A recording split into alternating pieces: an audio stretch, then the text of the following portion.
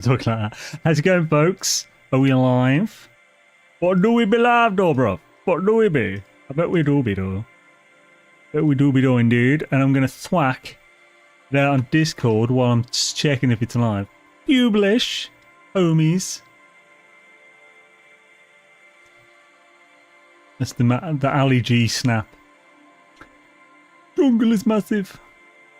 What is that? Well, I've got so many. There we go. Okay, I'm not seeing it on Twitch. If I refresh. Hella, we be live. How's it going, folks? Welcome to Sunday stream today. Going to be kicking butthole. And that means that we're going to be getting 425,000 nanites to be able to take back to our abandonment save as well. The whole lot of Rosie and a whole lot of technology. A whole lot of Rosie. I forgot abandonment mode is do. So yeah. How's it, Blue Arden? How's it going, man? Should days to you, good sir. Hope you're having a swish Sundaroony. I've been told that I should stop whining, peasant, as far as my mentions of the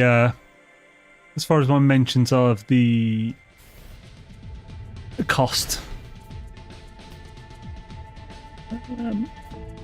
It's very music of someone being chased by sentinels. No chat on YouTube yet. Yeah, well, it's only me and Serious Lee's from earlier. That's about it. Space Weasel, how's it going, man? Evening. Hope everyone is enjoying the rain. Yeah, the friggin' it was crazy. Holy crap! In the UK, we've had like a big storm for, over the weekend. It lasted a couple of days, and like I didn't even know it was happening until like it was literally happening. I was like, oh, okay, it's a storm. Oh shit. Oh, what the giblets was that? And all I can say is I'm missing a fence panel. Should be fine. As long as it won't have hit anyone. I expect it to land in someone's garden. Hopefully, though, it just landed in someone's garden, didn't damage anything, and the person is just happy to have a free fence panel. Hopefully. Definitely concerned. It's the not knowing, and it's not in any of my neighbours' gardens. I can't see anything there. So, yo, Johnny B, forking crazy. How's it going, chaps? Awesome to see you. Ooh. Crap, I haven't done that in ages. Whenever I'm visiting my father, like if it's summer and it's likely to be in the garden or something, I'll go near to the side of the house and just go burp, just like really loud, and he'll just know it's me. Just randomly out of the blue. Right, so we are going to be continuing to get a crap ton of nanites. So currently we have this is the normal. We need to get back into the expedition for this. So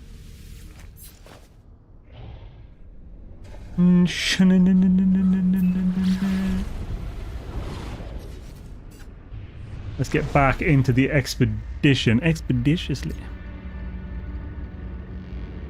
Now, I don't know what Giffids? Giffids are, but it's my new stand in word for anything rude.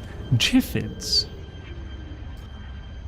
Yeah, I've never heard of that. I've heard of Triffids, which are like those trees the plants that come alive and kill everyone and stuff. When I was younger, my mother used to refer to, you know, when potatoes have gone super sprouted, we used to refer to those as Triffids. Got my green tizzle. Closed the packet.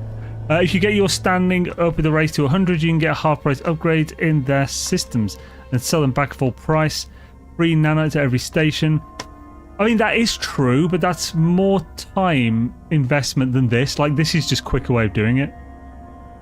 And I haven't got to get a race up to 100 standing. See, this is abandon mode, and there's no way for me to even do that on normal. This was brought up last week, because I think Bob mentioned it in a video or something. Well, I mean, it's true, and it's nice to get an extra few nanites. But only getting like a few hundred nanites every reload, because I think, I don't know if you can buy 1 or 3. If you can buy 3, it's better. But even then, it's still per reload, because you'd have to reload or teleport to a different one to get more. Whereas you get way more for your time doing this with the pirate stations. Get your facts out of my head. It's at 45,000 nanites per station. That can't be possible. So how many upgrades are they selling then? If it's 4 to 5,000 nanites per station, then you're buying 10,000 nanites worth of upgrades. You get 540 per S-class upgrade. So you're getting like 18 or 19 of these technology upgrades per station. That doesn't sound right. Doesn't sound anything like I know. Have they changed it then? Must have.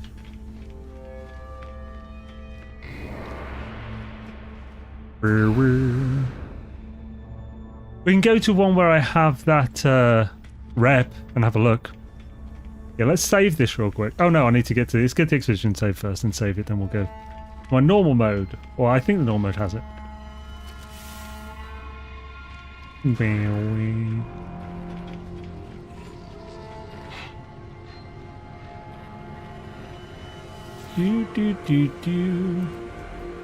Resume. Resume. Yes, 10,000, but you can do it in stages to build up the nanites you need to begin with. What? Okay, what do you mean by build it up in stages? Or do it in stages to build up the nanites you need to begin with? Why do you need nanites to begin with? I suppose you need a few to buy them, don't you? Obviously, yeah. So you need like half the nanites.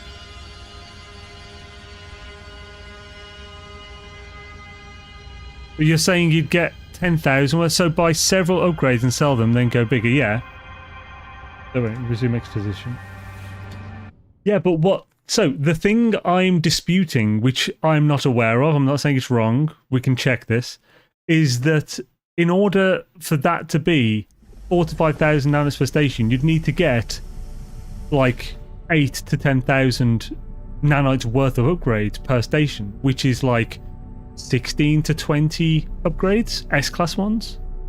And whenever I've looked at those before, they give you 1, maybe 3, depending on the item. So how are you getting that many half price from the dude, from the guild envoy? Right, let's save this and we'll have a look. So it's not going to be viable for this one anyway, because this is the abandoned mode.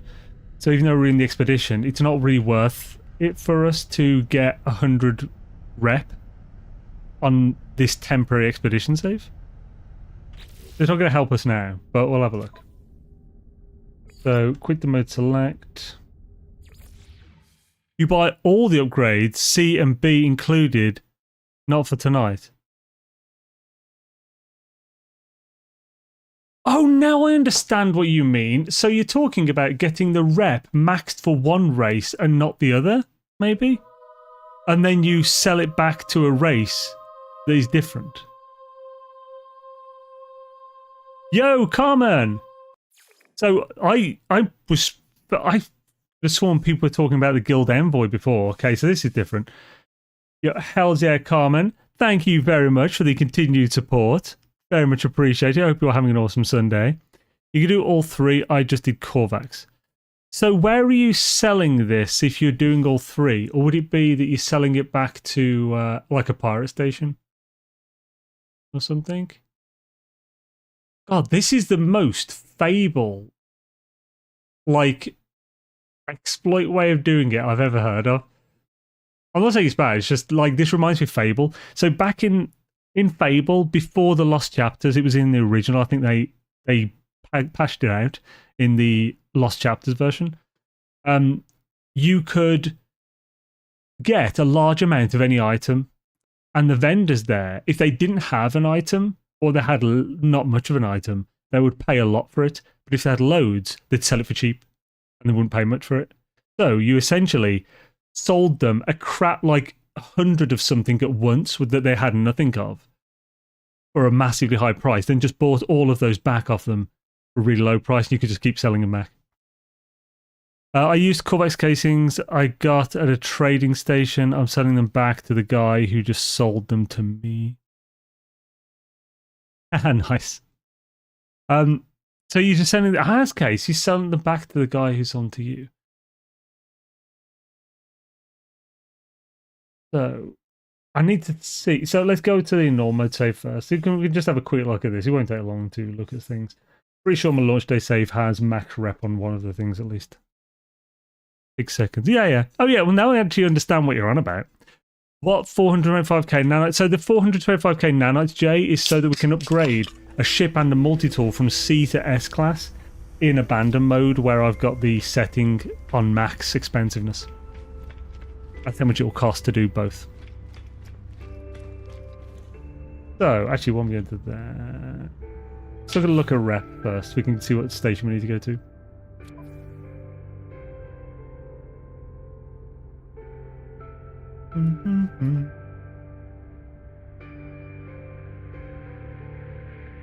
I could have sworn we looked at this kind of thing when they originally added the reputation-based pricing, but it didn't. No, they have changed things with that. It's back in originally. So I could have sworn the rep also affected the other price. But like back originally, like there was no cap. So having to, I think it was having too high a rep or too low a rep. Oh yeah, having a really low rep would make it like impossibly expensive and stuff like that because there's no caps on it. Where the hell am I looking for? Okay, yeah, in this. Oh, well, maybe not. No, it's not gonna be this. No, the records, order history, other history. I'm gonna look at where do I need to be looking for this? You guys remember? Would it be in this? So Viking Templar. Okay, yeah. Standing 813, so I think that's enough. 141, 288. So I've got enough on all of them. It's get a Viking, because why the hell not? How do you normally get your nanites in abandon mode? Through great difficulty. So it depends on what your settings are. So if you have settings where if you're not permadeath, and you have the best slot one that holds 10,000, then I would definitely think about Curious Deposits basically is going to be the one to do to refine en masse to nanites. Because I can't do that, stuff like farming radiant shards and stuff is really good because those are just higher value to be refined to nanites. There aren't too many options. We went through it like a couple of months ago, but my mind isn't refreshed on it. Cap is 50% off, yeah. No expedition. No, it's not a new one yet. We've still got a couple of weeks on the Corvette.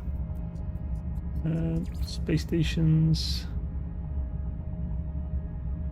I assume I'm not still in the expedition.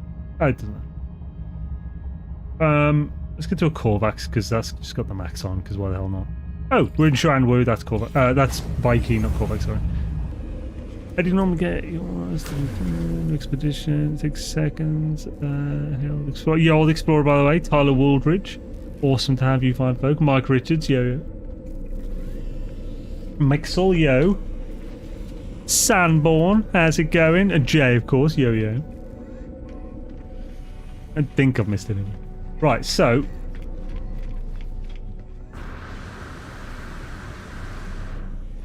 If we're doing this, then we can just do with all 4 of these guys. Because what I'm pretty sure it was explained to me last week, so I just heard about the Guild Envoy or something. But maybe I just assumed that because of the thingy off. Because you can often buy, say, like this, or get these for free, or buy things at 50%. That's what I assumed it was. Clearly not. So, it's race rep, and it's to do with this. Let's see. We can get a quick run on this. If it's 4,000 to 5,000 per station, we can get a quick amount per hour and everything, we can just do a really quick run of this. We'll time it. So our starting nanites are 822,000. God, I spent a lot recently. 174. And I'll get a stopwatch on. Your suit full of upgrades though. Oh yeah, we're not going to do for that long. I suppose actually I would need a lot of space from doing all of them. Very well can put all this crap.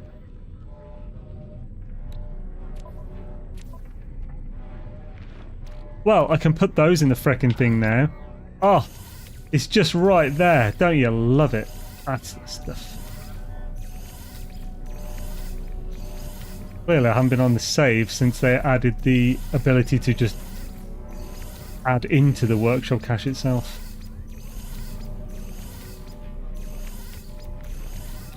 Glad you noticed that, thank you.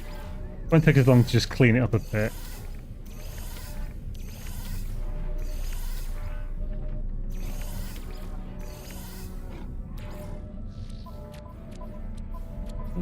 Do I not have these anywhere? Ah, here we go. Yo! Mr. Paul, dude, thank you for the Prime sub and for the continued support, man. Very much appreciate it. Hails to the year. Here we go. Fusion cores, going to sell those. What's this? Albumin pearls. Do I have... There we go. Quartz casing, I'll probably have... Oh no, I do have room.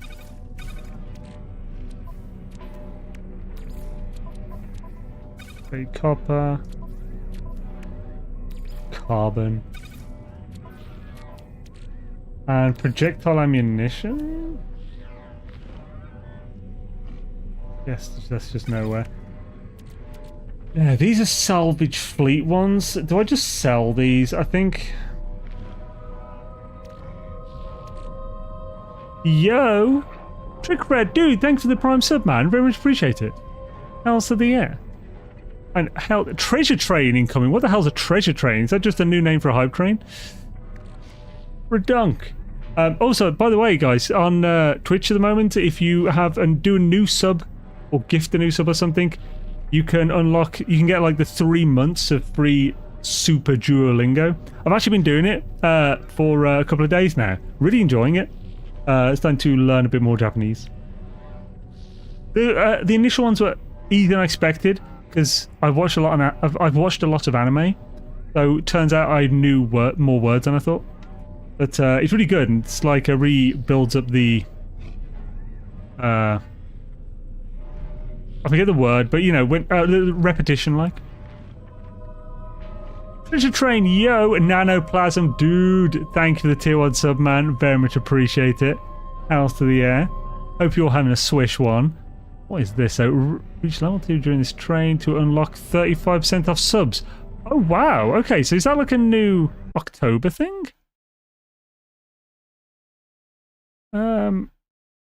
Train. So yeah, like a limited time, 35% off gift subs at level 2. That's interesting then. I've never heard of this stuff. So is this just new or what? Or is this an October thing? Anyway, thank you guys. Very much appreciate it. Let's get my dashboard back up so I can actually see what the hell's going on. Yeah, there we go. Happy days. I use Corvex casing, got a trade station, takes seconds. Cap is 50% off. Your suit full of upgrades. How do you get cash in your... Oh, cash in my banner. So how do you get how do I get cash? I mean, a really easy one is just like... Well, to be honest, like the easiest is just the same as normal mode to do the scanning for billions of units. So make the cakes or donuts to get the fauna analysis rewards. Also, and then also get some scanning upgrades. And then be able to get like 30 to 40 million per scan or whatever. That way that way would be the best, but obviously that's a lot more work because of the scanner upgrades, stuff like that. But yeah, I actually the way I prefer is just as I'm playing. Like the scanning does work with that, so still getting scanning ones is great. You still get a few million per planet even without the nutrient processor and without the nutrient chester. But like, yeah, I'm wondering, should I just sell all these? So these are all salvaged. So I can get these back another time. I don't want to sell those. The rebuilt ones. Holy Jismuth! That would be Jismuth is the metallic version of Jizz. It's similar to bismuth in that it is very soft at room temperature. I'm not sure where I'm going with this, but I think I'll leave it for that. 78 out of 28, I mean, 80 out of 30. Better if you can find one. Not exactly sure you mean. Yo, Nanoplasm, dude. Thank you. That's incredibly kind of you, dude. Thanks for the frigging gifted subs. Holy crap. Yo, and welcome to 2020 at Genkai Gaming, Macaroni Bones, Arcane Gaming, and Deviant Automata. Hells yeah. Thank you again, Nanoman. That's really kind of you, dude. Very much appreciate it. Else to the year. And, oh, by the way, Nano, I was actually watching, I don't know if you've ever seen the channel, Small Brained American. There's actually a video for the stream of him. He flew to Japan and did like a night out, just finding, he just basically went off at a random station in Osaka and a random bar in a random alley and just was like, yeah, just one person, whatever, came in, started drinking and just got like, and it was just the typical, it was like what happened with me at the Ryokan, but way cooler. With me, it was just like a bunch of me just laughing with or like Google Translate with a bunch of rowdy Japanese and who were very drunk. I was a bit drunk as well actually because I got a load of sake with my meal.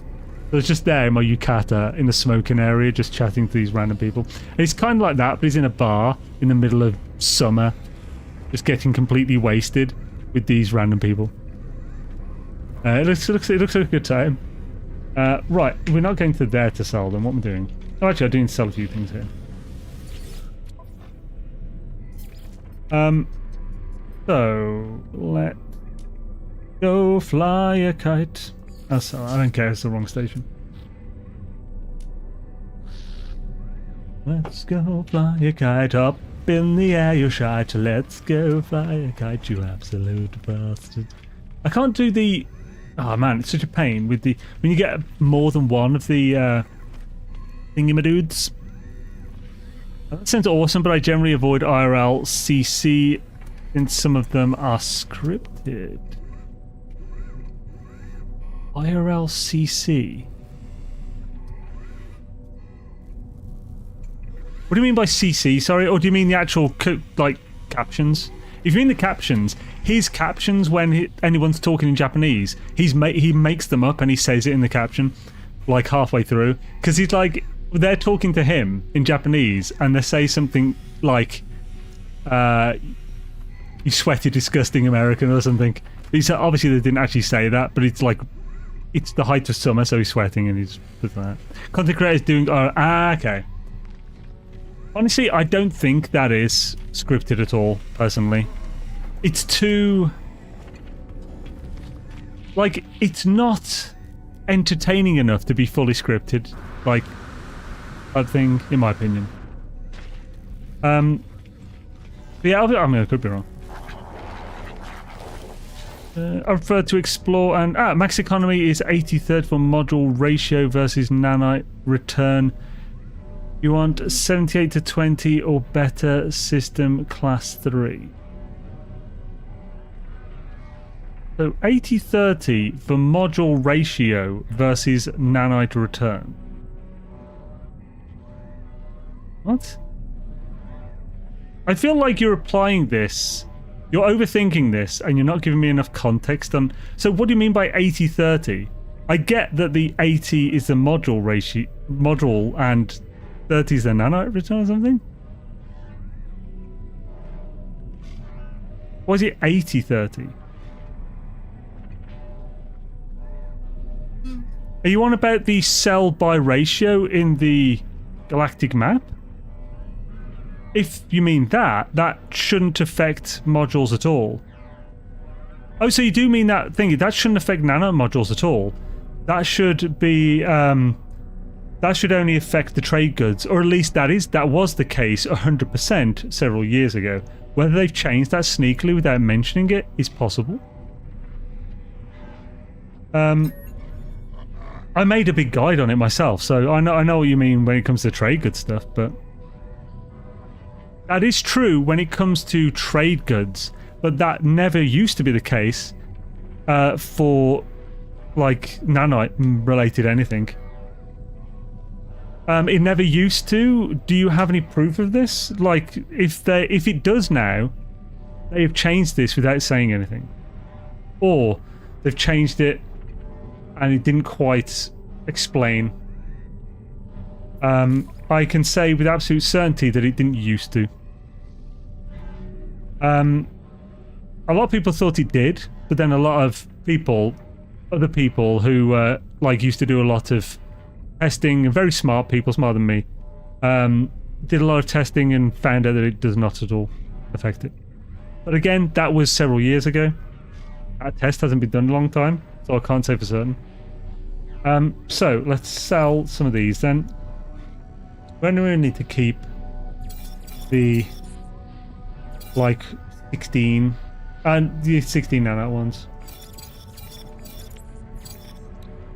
The protection, I don't care. I've kept 3 of those of each, so I definitely should keep those, I think. Oh, okay. Salvage free, yeah, fleet.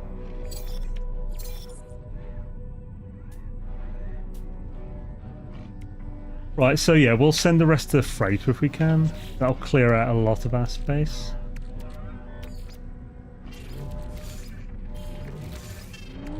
And Starship. This is taking a lot longer than I was intending for a little test, but it'll be valid. I'm really curious myself now how many an hour we can do doing this.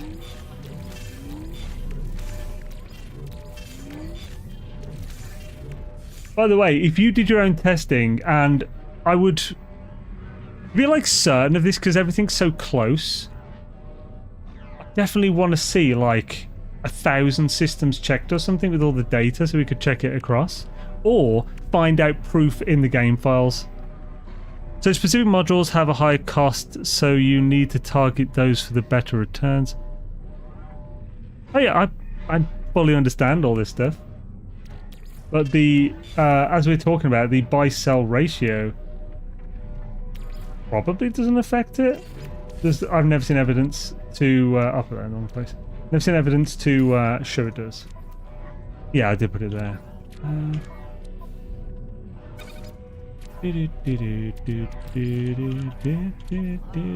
It seems every stream you bring up something that we disagree on. Our Starship's full. I mean, this will be fine. This is a fine amount. I don't need this many friggin' ammunition.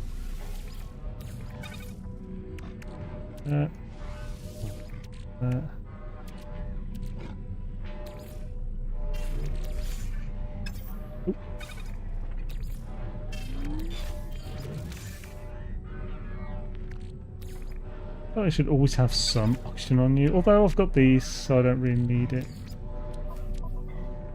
Oh, but I'm full here. I'll put it here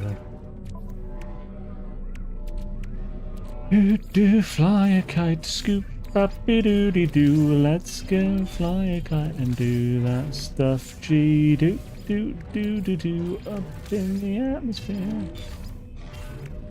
Let's go fly a kite.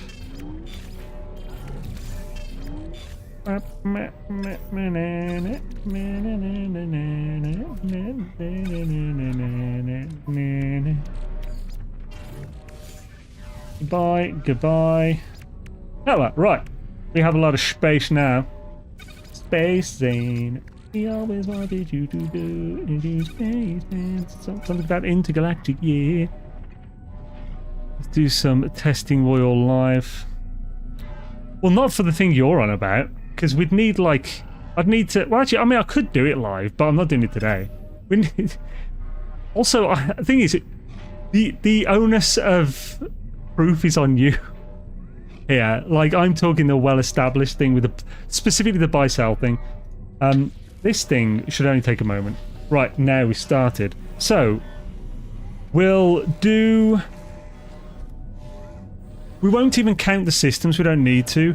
We just need to count... Oh, I need to retake the amount of nanites we have because I've sold a bunch of things.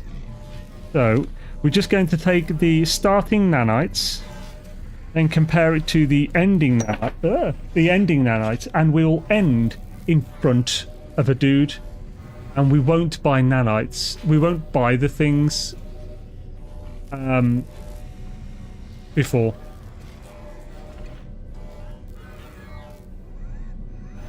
That'll work.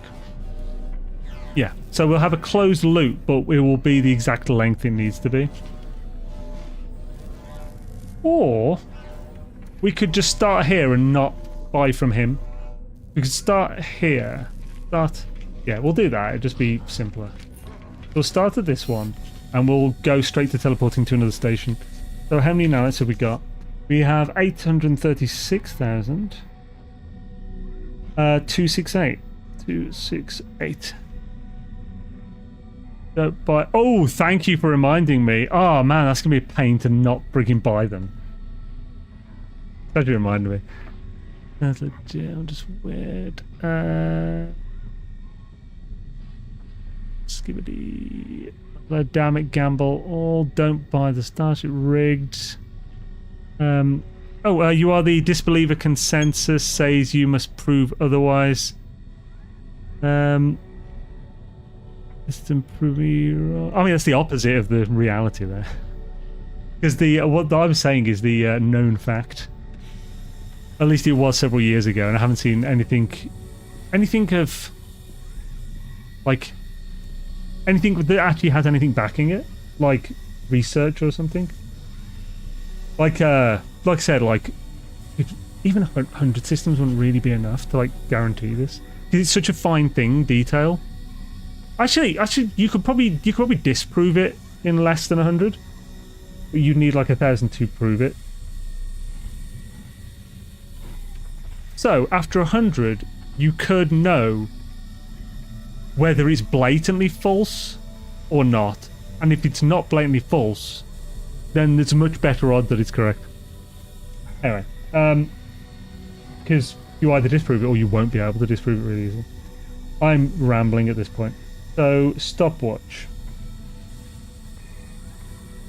So, start. Right, we're just going to go straight to... We'll just go relatively quickly. We'll go to any station. We're just going to do it randomly so it represents normality.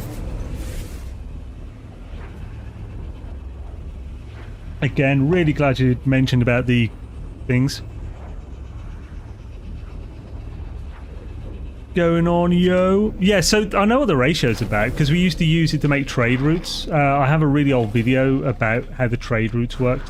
It was really popular in the day, but it's not a good way of making nanite units anymore. There's better ways, basically. So we're just going to buy all these.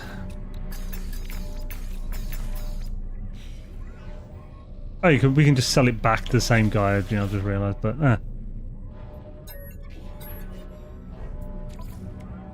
purchase so, not those.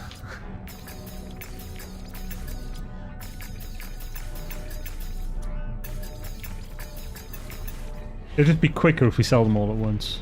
Save us time. So it'll be more efficient.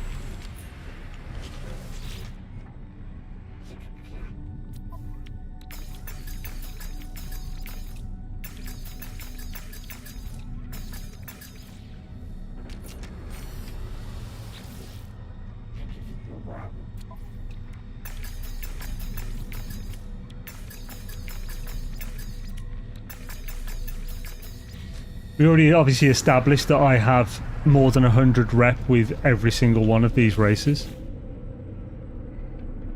Well, it's not that we're not discussing whether it's lucrative or not. We're trying to compare this to the pirate method.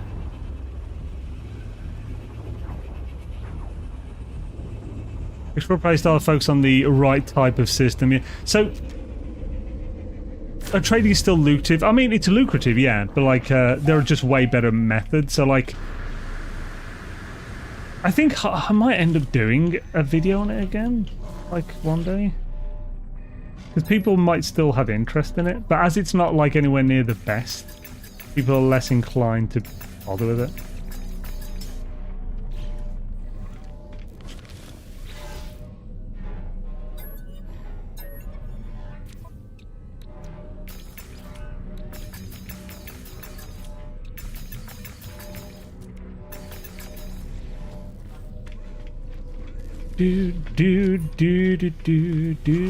Obviously, I can't read chat as well when I'm doing a test like this. Up top, do it.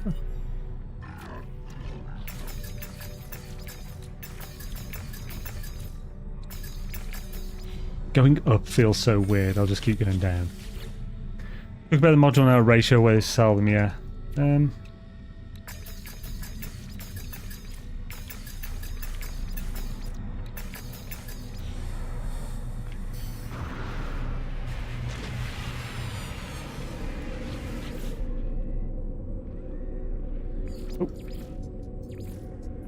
We'll do one more station after this. We'll do three more after this. We'll do 6 stations total. Still not very many, but feels like... If we can do... Yeah. We do it with 10 minutes. That'd be better.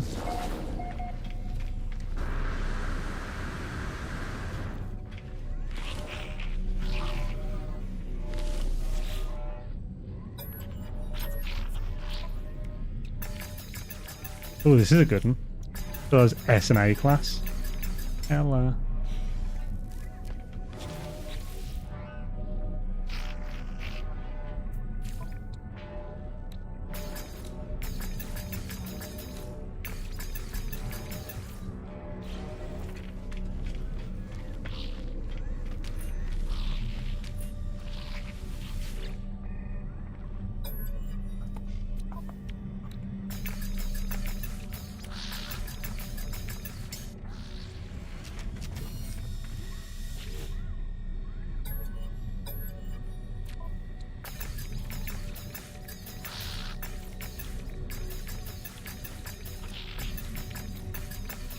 It's a good station for it.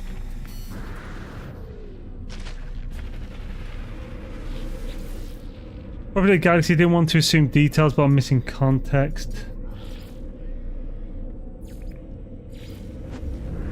Is anyone else having trouble spending their exosuit modules in abandon mode? Oh no, really? God, I hope not. So what's actually happening, Shui?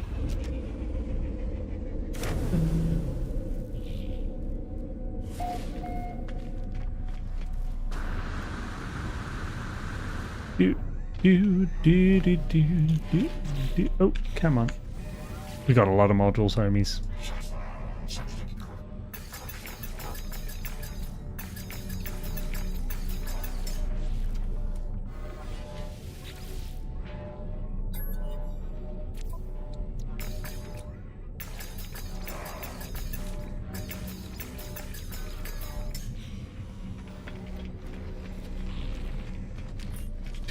Do fly a kite, scoop bappy do you shite. Let's go fly a kite, you absolute bastard. Let's go fly. Oh, here we go.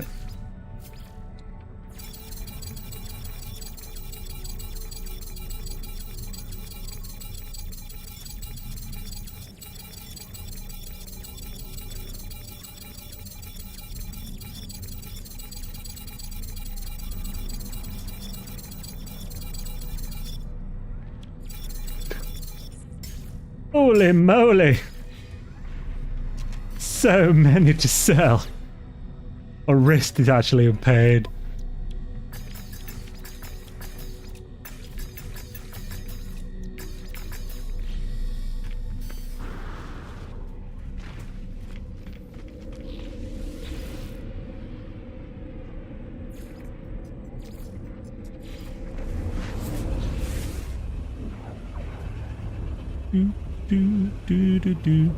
I buy the upgrade a new station. I have several in my inventory. I go back to try and spend them, but there's no option to interact.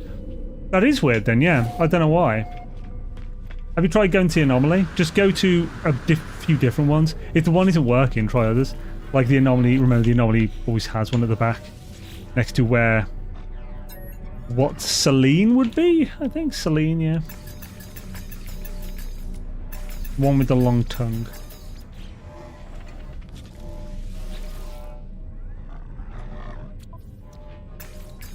Oh.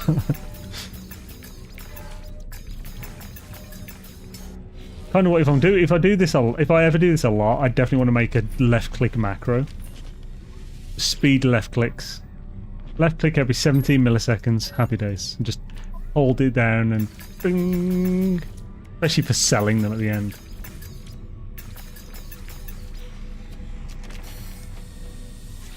Let's do one more station and then that will call it.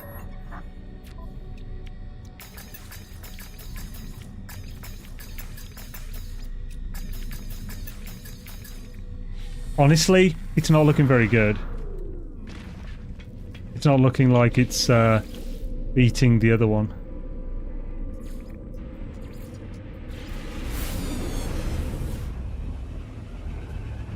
You could do a hell of a lot of work to find stations which have a crap ton of S-Class to increase the gain. Or S-Class and just more in general. That's a hell of a lot of work. I mean, it would increase the efficiency. I don't know how much it would increase the efficiency. But we'll know how, like, what we're looking at once we've finished this. Because we had a few really good stations for amount of S-classes, so it's not like we've had bad luck here. I'd say this is represented average, personally. There's a lot of A and S in the last two just there. Last two vendors. Right, this will end once we've done the last vendor here and sold them. Then we'll stop the timer.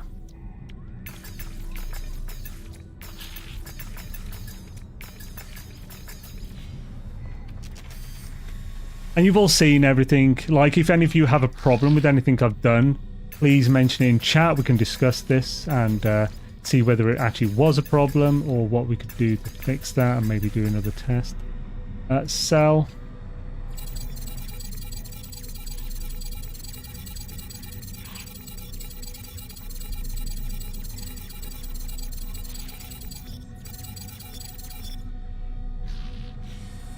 Okay.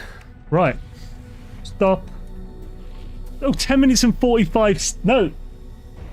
Yeah, 10 minutes and 45 seconds. No, that's actually 10 minutes and 45th of a second. Well, not 45th, you know. Ooh, right, no bueno the anomaly either. Yeah, I buy the one available and yeah, it should work, but now it doesn't. I've tried everything I could think of and yeah, I submitted a bug report. That sucks, man. To make how much right, let's find out. So, I mean, have you tried reloading and everything and stuff like that? I mean, you probably have. I'm just spitballing things here. So, the new amount is 869. I mean, yeah, this is nowhere near. Or, well, it's not nowhere near. It's maybe half or maybe less than half the rate.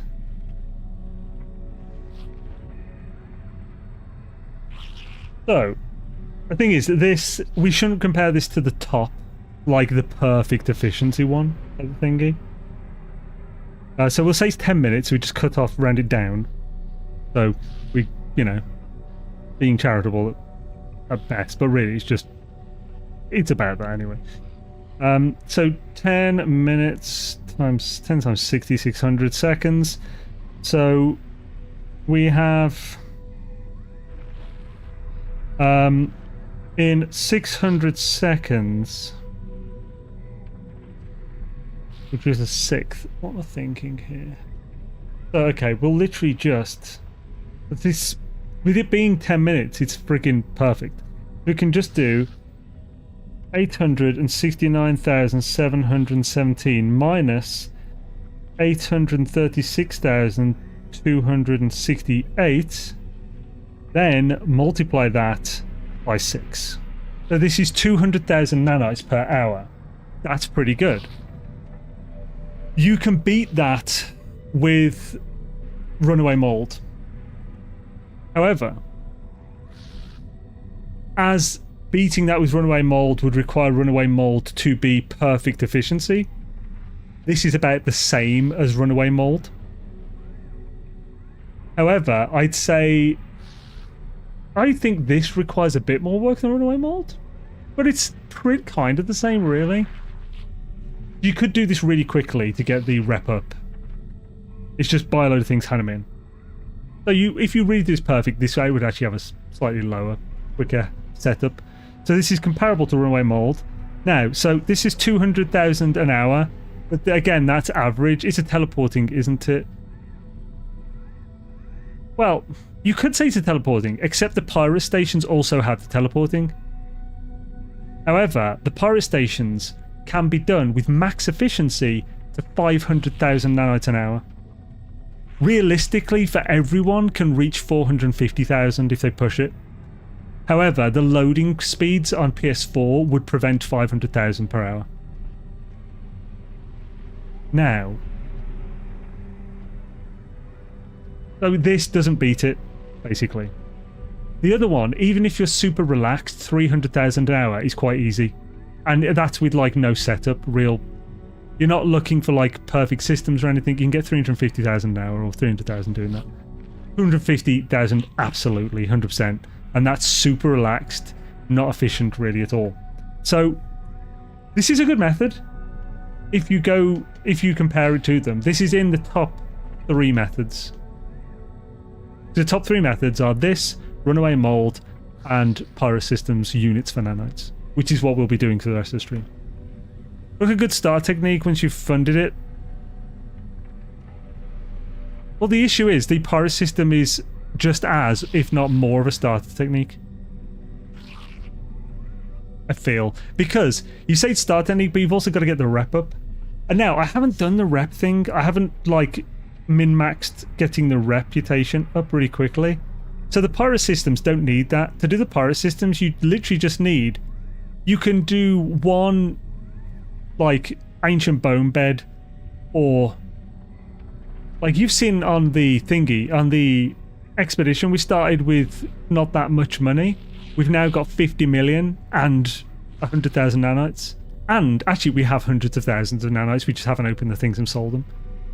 Like, it's really easy to get that. And we started with basically a new save to a degree. But it's an expedition once we had some money. But, like, you could... I'm trying to think. You could get a few Corvette parts, make a Corvette, trade it for another ship, sell that, make 30 million on the trade, which is very possible, by the way. You can make a Corvette that will cost you 7.2 million to make and sell it, and it will be worth 30 to 40 million to sell. So you can just trade it for a ship worth 30 million and then scrap that and gain and basically make 20 million. That's a really easy way to make money right off the bat. And that would be able to then one of those immediately funds your pirate systems. Zane, what's your approach for applying this to abandon mode? Well, you can't apply this to abandon mode. You can't apply the pirate one to abandon mode. The only way you can apply these to abandon mode, which is kind of what I'm doing, is through the expedition. I'm thinking early game when you're visiting stations to get suit slots, 5,000 nanites each time. It's a great bonus. So yeah, as a passive way, absolutely, yeah. However, you've still obviously got to get the reputation up first. And those, you'll need money for that. So I'm not sure if it would just, I'm not sure which one would still be easiest yet. Because you need money to start both ones. And for this one, you need money and rep. You need money, then do the rep. But this is more passive once you've got it set up. Yeah, I mean, I'm glad you brought this up. I haven't done it a little... Well, actually, I have. But, like, I haven't done a test on stream in ages like this. That was fun. I like this kind of thing. You probably know from my channel. Plus, like, learning. So, yeah. I was surprised that 200,000 is actually more than I expected it, as we were halfway through. Plus, yeah, right. So, let's pop it on back over to the abandoned mode. Yo, Paul, how's it going, man? Head faster to refine titanium into nanites. Titanium into nanites? There's no titanium. Do you mean platinum? Platinum into nanites is 35:1 ratio for refining. It is not good anymore. It used to be 5:1, but then it was very good. I spent a week or two making the perfect base, doing all the research. I made the best video for how to make the most nanites. And then, just as I was about to finish making the video, I'd done all the work for it. They put a patch, turning it from 5:1 to 35:1, and it was pointless, useless, and I had to throw away the video. Thinking of the game. OT Saints, but is there a special way to place decals on Corvette parts, or is it just janky? Do you mean with the spinning? When you're trying to place it and it just spins the rotation? It's awful. I don't know. Beebs would definitely know better than me for that. So would Dark Lord Zelric. So if he pops in chat, I'll ask him then. Holy crap, been talking a lot.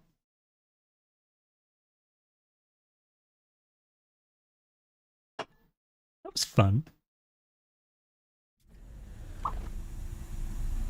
Right, back in abandon, baby. Ah, thank you. It's complete, I'm aware. So, back on this.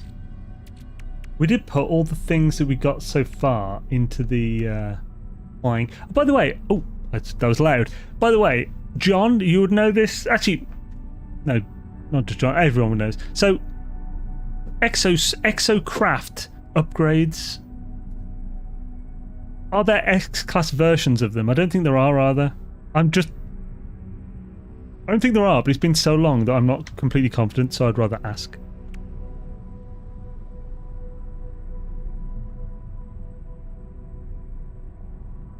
So I've got a yes there are and a no.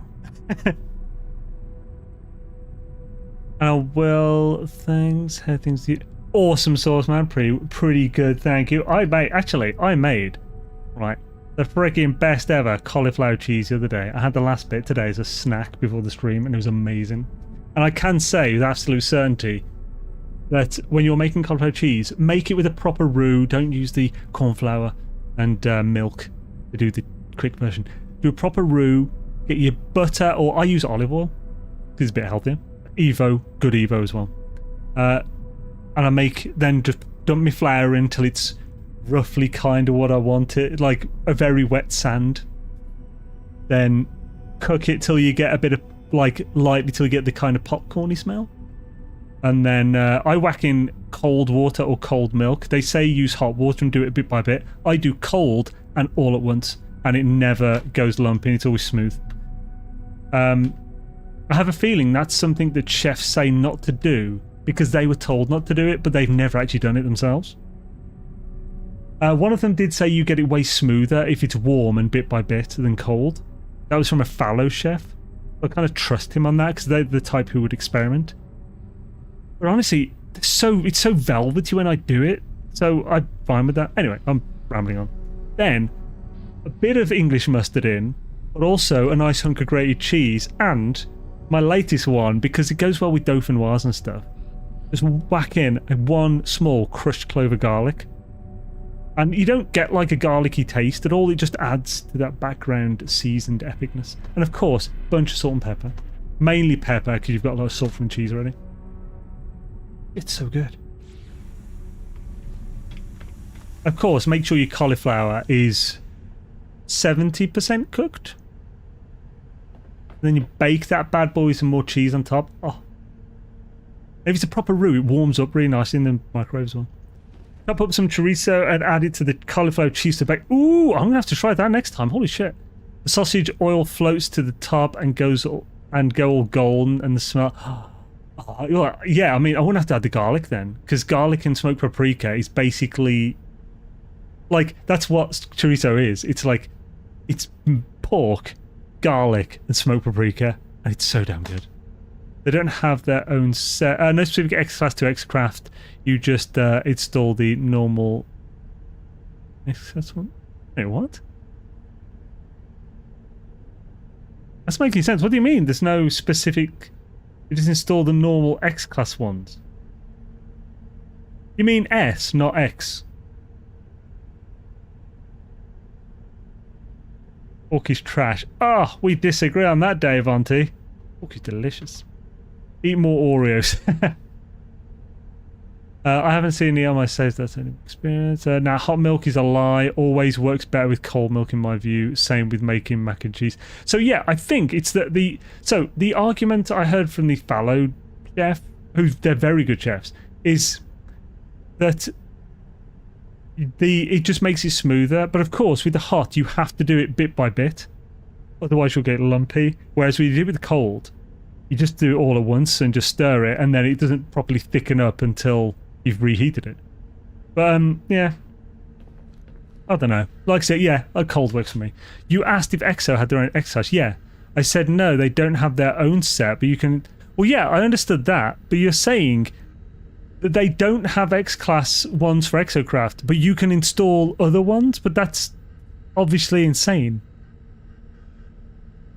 You won't be able to install anything but Exocraft modules.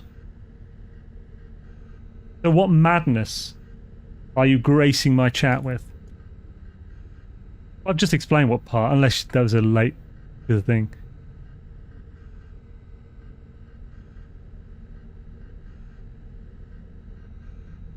So yeah, I'm hoping you actually have an explanation for this. You're not just being insane.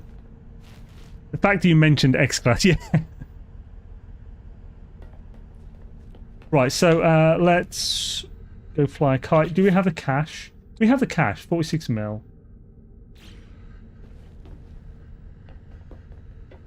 We can't make a Corvette to sell in this to get a load of money quickly. We can't do crash ships either. We could sell a load of parts. Yeah, he lost himself with his own... No, I didn't. You just don't seem to understand what you're talking about. I said... Right, I'll explain it one more time. So, you said, your last comment, you asked if EXO had their own X-Class. I said, no, they don't have their own set, but you can install the X-Class. So, if they don't have their own set, how can you install any X-Class? Because you can only install Exocraft X-Class on an Exocraft. And therefore, if they don't exist, you cannot install X-Class on an Exocraft. Well, I'd get the kettle on. Well, okay, well, you're not escaping this, so I'll definitely want to reply. Right, let's go to a pirate system. I guess we may as well start a new pirate system, then we'll just go between all the other ones. Update my character to use the insectoid. Whenever I talk to Jay, I feel like he's gaslighting me. Because he's so confident in it, but I'm quite sure that he's wrong. But then, if...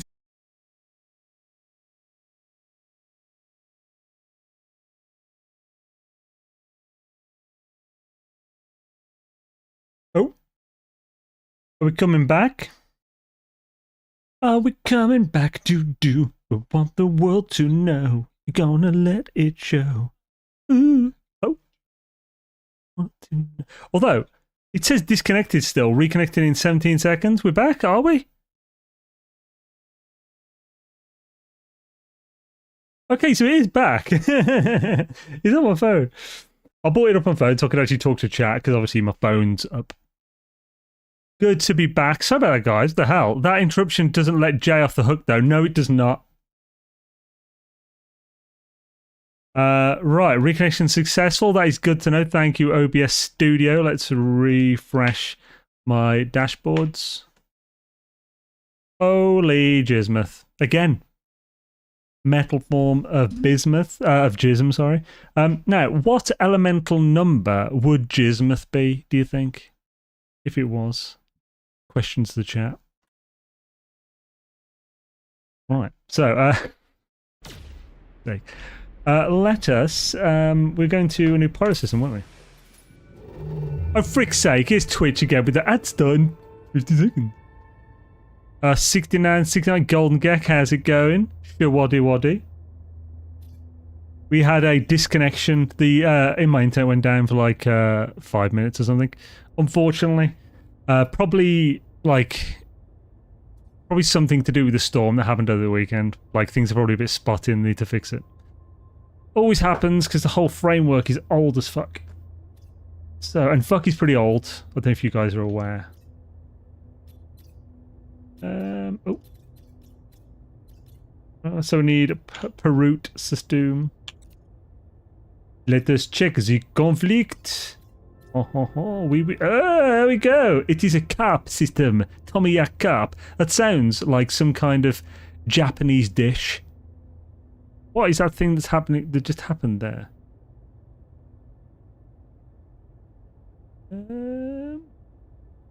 This minute, your new subs goal of 10 was just completed. Wait, what just happened? It says a sub goal completed, but it's not telling me anyone subbed. Oh, dude. Well, thank you, man. Thank you for the Prime sub, Gek. I don't know why it doesn't show. Because I had a bunch earlier and they all showed. Or at least, I think they all showed. But I had a Prime sub show earlier from Trickfred. Yeah, it's weird. Because mine never shows on yours either. But thank you, man. Very much appreciate it. Let's go to Tomiyak Car and have some delicious... I'm guessing it's going to be... Because it's yak and so fried. So it's going to be, I'm guessing, fried carp with noodles. Delicious. Right, let's take out this biatch. This punk bitch. We will take the whole thing out. Actually, well, we'll get the... we want the units. So we'll... want them 6767 units, yo.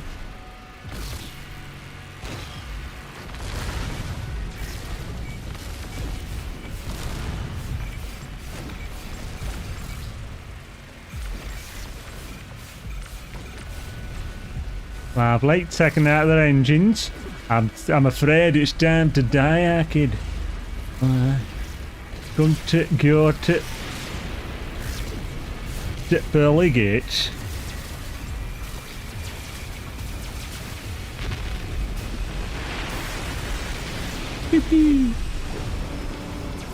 Lovely.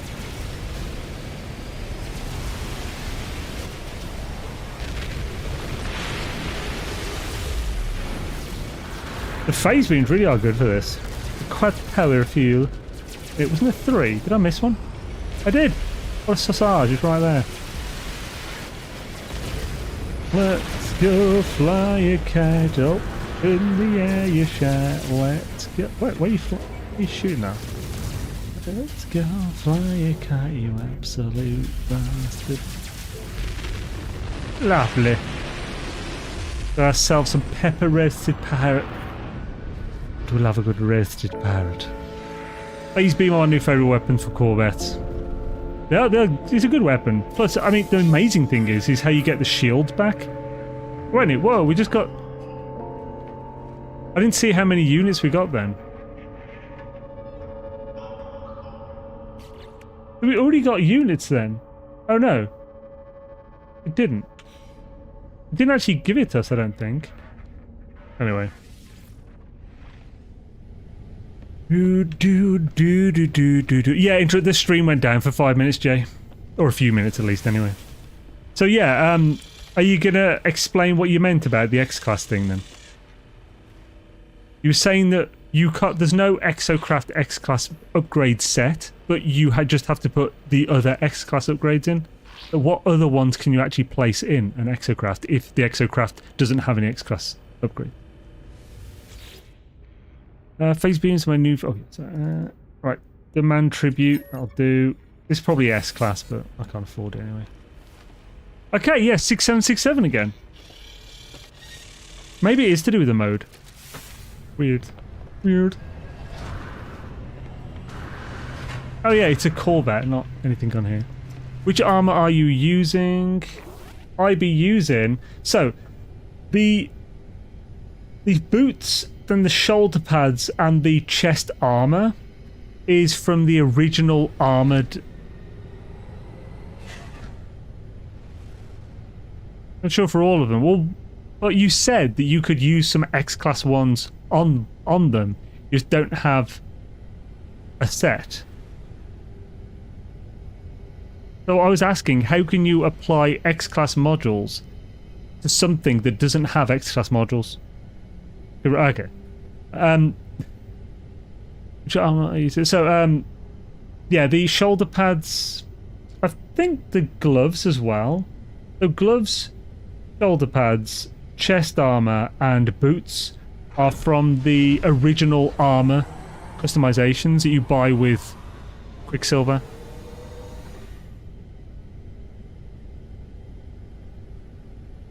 No, they're not. What? Okay, so please explain what you mean. So what modules in particular? Just name a single X-class module that we can put on an exocraft.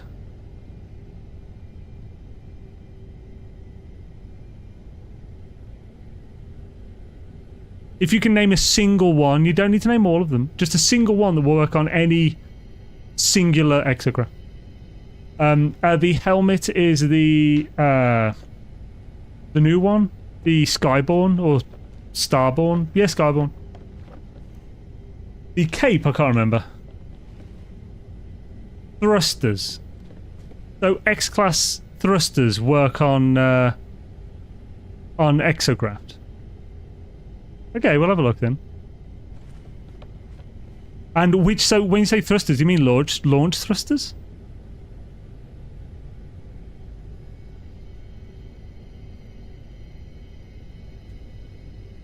Well, yeah, I know, Paul, but I need to know the exact one so we can know this isn't true. Let's get to the beam. No, it has a booster.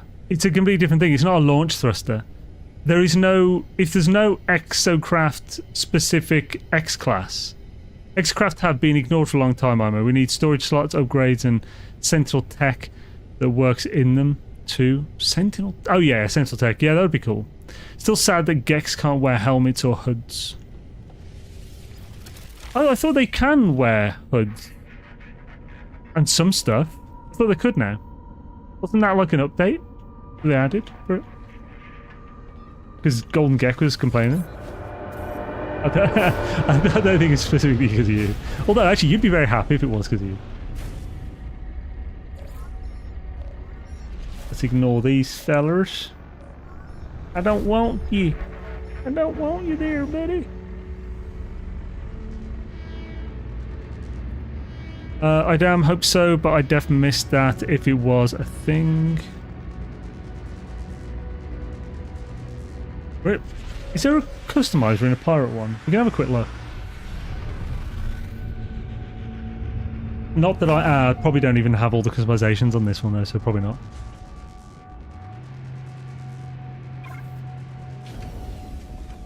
Of course, I didn't actually need to fly in. I could have just gone, oh, should days it? What up, bitches? Ooh-wee. Well, ain't that a skoo? Of course, that has put it right to the back now, but we're not going to that. We won't be going back to ship for a bit. We're just going to buy. Buy. Alright, fella, I want you these and you those. And I also want... That's 6 and 6. This is a good system to have extra on the run now. Of course, I want all of these. So we're just going to do that. We're going to get a hella more of these bad boys.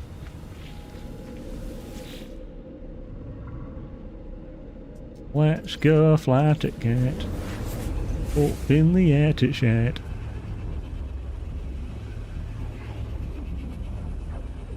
I've got in the habit of just spawning my fighter when I want to leave pirate systems. Spawning my fighter when I want to leave pirate systems. I don't know, I don't use my mechs, was worth a try.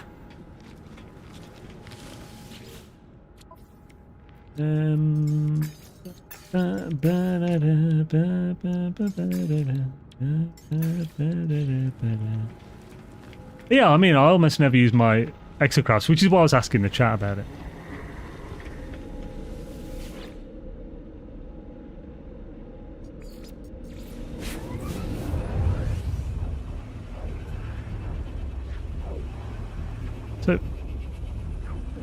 So, So I'm going to have it of spawning my fighter when I want to leave pirate systems.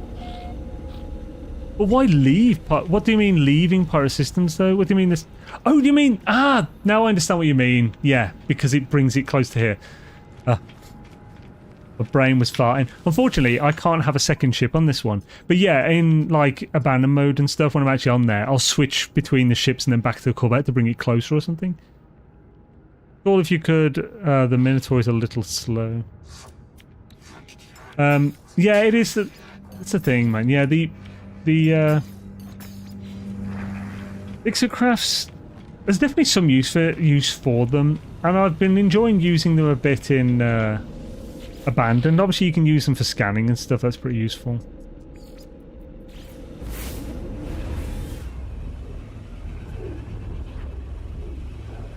Let's go fly a kite up in the air, you shout. Yo, bit dooby dooby dooby doomba. Where am I?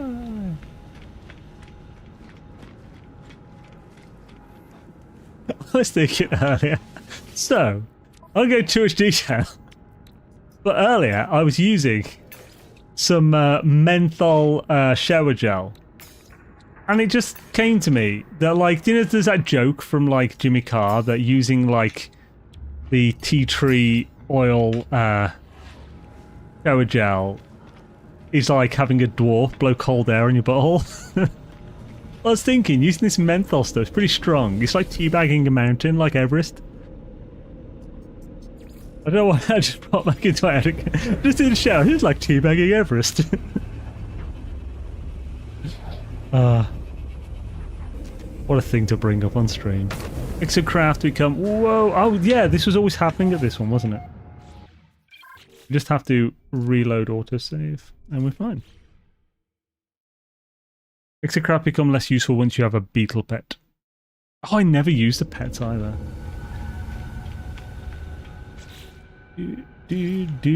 I wish we could actually delete them from... Actually, can we do that now? I don't think we can. Maybe. I'm playing with the mechs for a few days now. It's just fun, but does it get a visitor somehow? What bothers me? Maybe so I can't scan stuff. What's that? Oh, visor somehow. No, it doesn't. Yeah, I agree with that. You have to get out to scan, which is a bit annoying. If they added a scanner to it, 7 and 8, this is a beautiful system. Oh, lovely. Beautiful. Or beautiful, mate. Oh, what's that? It's the brothers from that Psycho Brothers or whatever. Beetles travel at a decent speed and you can still use analysis visor. True. That's actually not a bad idea, yeah. I've been doing it all wrong. So, I'm going to add all the ones that aren't this station. Although this station's really good, so I shouldn't do that. I do want to keep going to this station.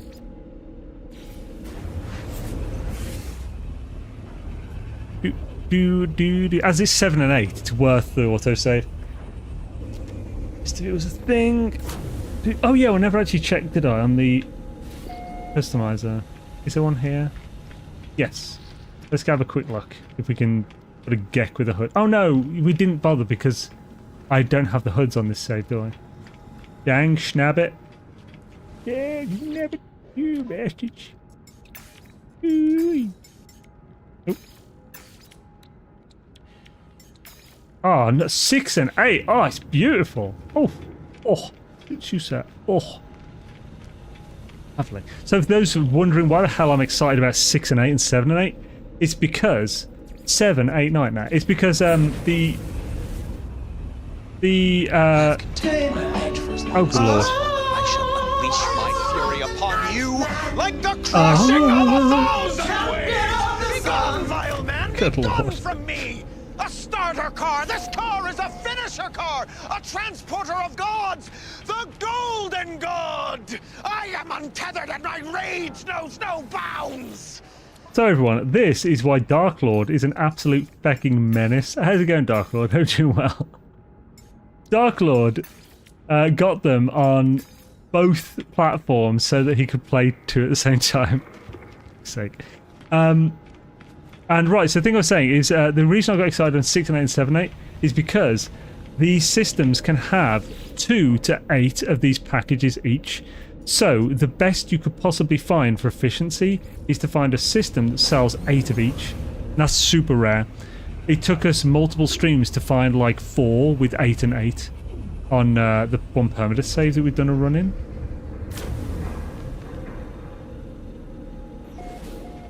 Dark Lord with his crackheadery. Fighter of the night, man. Champion of your bum.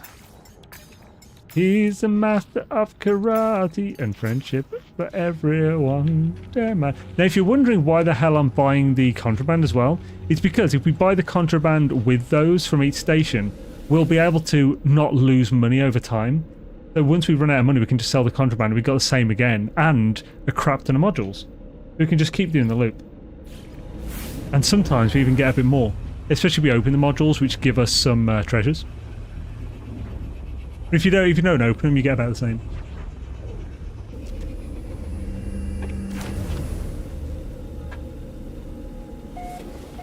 Scooby-Dooby-Doo-Doo. Jumping Scooby-Dum. To be honest, as he likes furries, he could be the champion of your bum. He doesn't like furries. He likes foxes specifically. Specifically their tails. Not make-up things, Golden Gek. You like peanut butter. Yeah, there's not point fingers.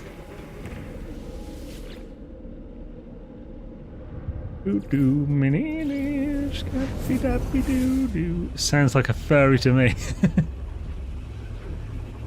I mean, what? So are any dog and cat lovers, not specifically lovers, any dog and cat people who own a cat or dog? There we go. Anyone who owns a cat or dog, are they furries as well? I'd bet he'd just love a fennec fox. Although he probably wouldn't. It's hard to love them when they're just going like constantly. That's what the bloody fox says, incessantly. Just oh, I know. That's like a Gek problem. Dark Lord actually set up a command just to mock Gek. That's real brother love, that is. Brother love. Ooh, I've got my green tizzle now, although I do need to mix it. See, before I mix it, it's still bloody clear. And then the magic happens. Oh, look at that. Oh, it's been steeping for an hour and a half.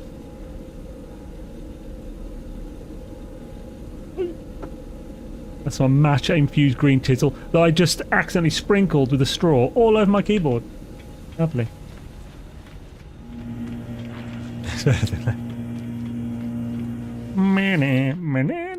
Scooby-Dooby-Doo-Dee.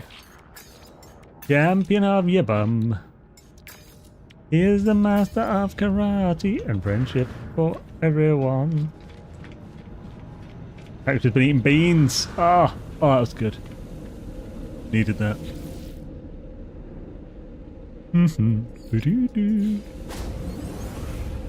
What can you do to serve us, eh? Why the bloody hell not? You shitey porridge bastard. Again?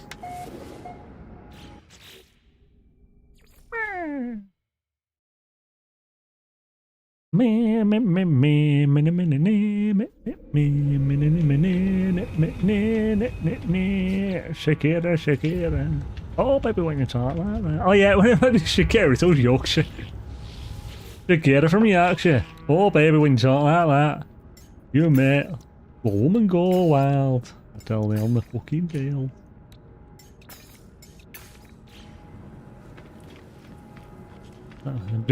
Do a lot of twerking in Yorkshire.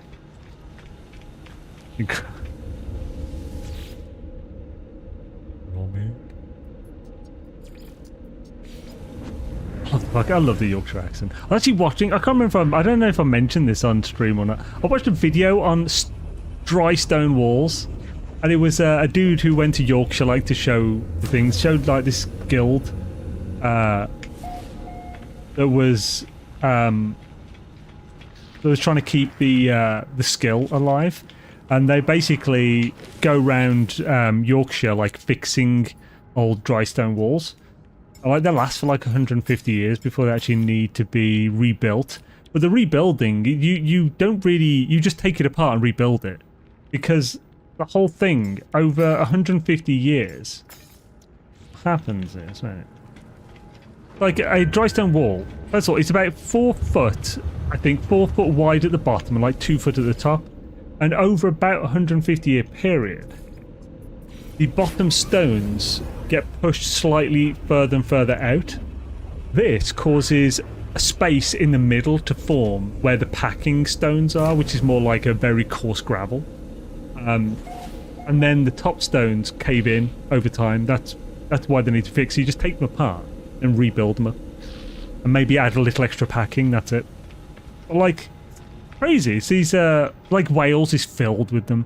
I've always thought they look really cool. Like they're these walls that last hundreds of years and don't need any mortar or anything. I think they've been around since it's been a thing that's been done since like Neolithic period or whatever, supposedly. And yeah, just I know I kind of want to build a dry stone wall. It definitely appeals to like the man build thing type thing, you know, inside. I don't know if you guys like that too. But... me build thing, me man.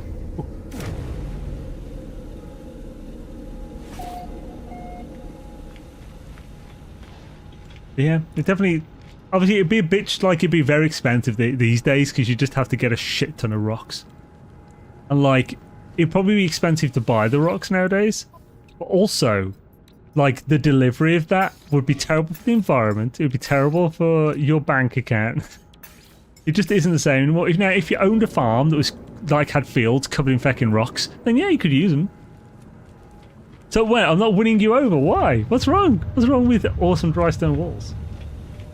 I've built a few dry stone walls in my time. Really? Where? Where the hell could you have possibly built dry stone bloody walls? Unless you mean you've just built some in your garden or something? Oh no, I suppose your parents maybe? What sort of man activities are we talking about? Dry stone walling? Basically, you know, like, because it's literally just rock. It's just made out of rocks. It takes a good bit of skill and experience to get them good, so like they actually stand. And if you do it properly, they'll last for over 150 years. How is that not an extremely like manly type thing? I don't know. Not you don't have to be a man to do it, of course. But it just appeals to the create and destroy art that I very much feel as a dude.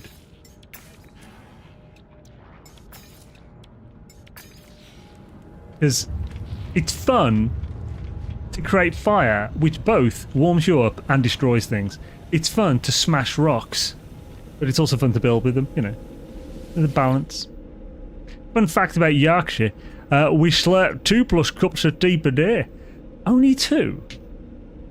So like, because like Yorkshire tea is actually legitimately one of the best. Like it's a really good tea. I'd say at the very least it's one of the best everyday teas.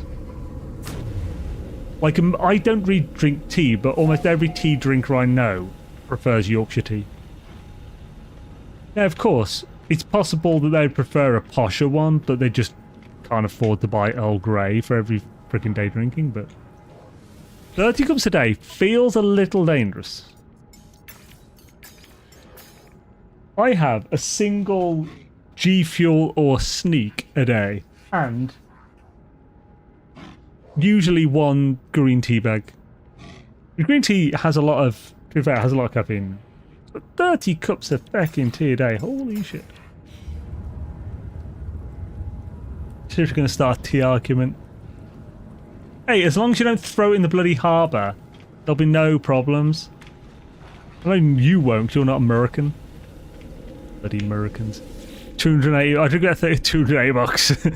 I don't really like Yorkshire tea. Well, yeah, I know you like Earl Grey, so I didn't think you were going to say you liked it. But almost every tea drinker, that's why I didn't say every single tea drinker. I said almost every. But yeah, like you prefer Earl Grey though, don't you, Gek? I mean, I do really like the smell of Earl Grey. But it's also, I feel like it's the tea version of eating Parma violets. Almost. I'm happy. I'm fine with the tea argument. Yo, Sobiwan, how's it going? Hope you're having a swish one. Yeah, my parents' house has a lot of dry stone walls. Oh, cool. They're gone. Nice.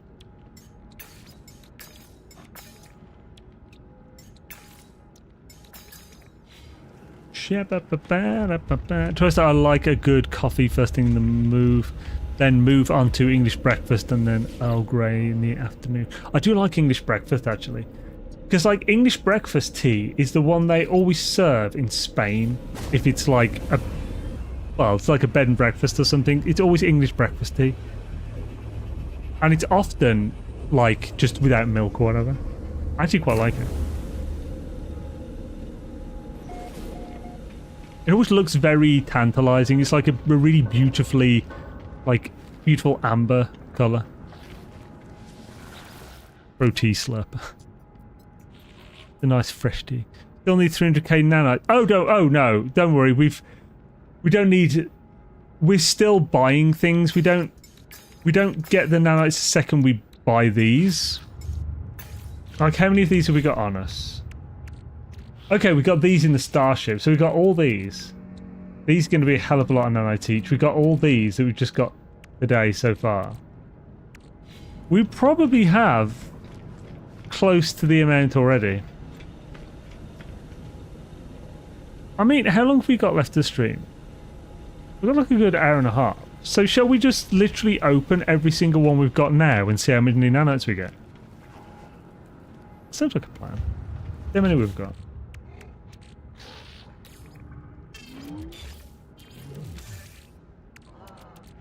Or shall we just wait till the end of the stream and get the insane amount? Thing is, I do want to take some of these back with me. So I want to take some of these back with me to the main save so that I can actually get modules from them. Using pirate stations and units faster than farming centaurs. Oh, absolutely, yeah. So farming centaurs is like 90,000 an hour if you do it on an extreme planet. Doing the thing that Bob was on about in a recent video and stuff, going between stations. We did this at the start of the stream to work out the rate per hour.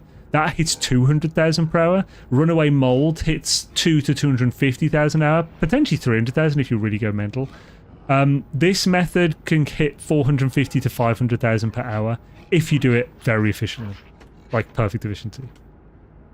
Macadee iced tea in Japan is Earl Grey, and I quite like it. Ooh. PG tips for black tea. Using pirate station. The English breakfast is fine if you're going to do the whole pot of tea thing, but people who buy English breakfast tea bags and dunk them in a mug need to be dressed as pheasants and released near a stately home lawn at 5 a.m. Why? Why? You need to explain why. Positron S-Class cost about 270, sold for 480. Okay. What's that in, like, what's the context of you saying that? Why? Oh crap, my freaking YouTube chat needs to be refreshed. There we go. Oh, you didn't say anything before that. Oh, I suppose that's just in relation because I mentioned it. So yeah, so just a demo to see what the return was. So yeah, you can they'll sell for 480 every time, but you'll buy them for 270 or less or more.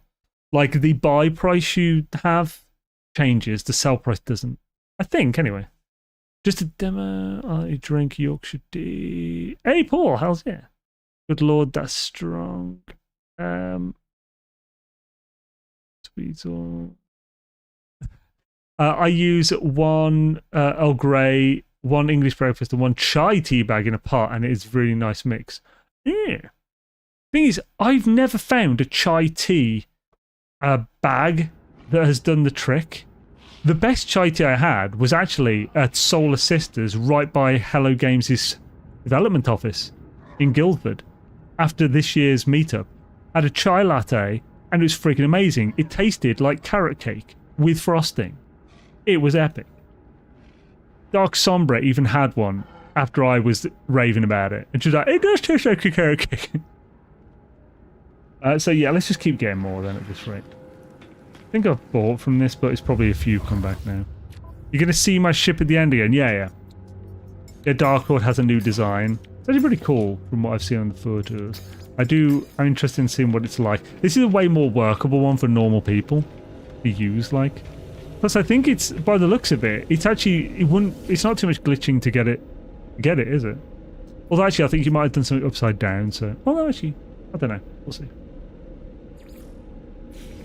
No.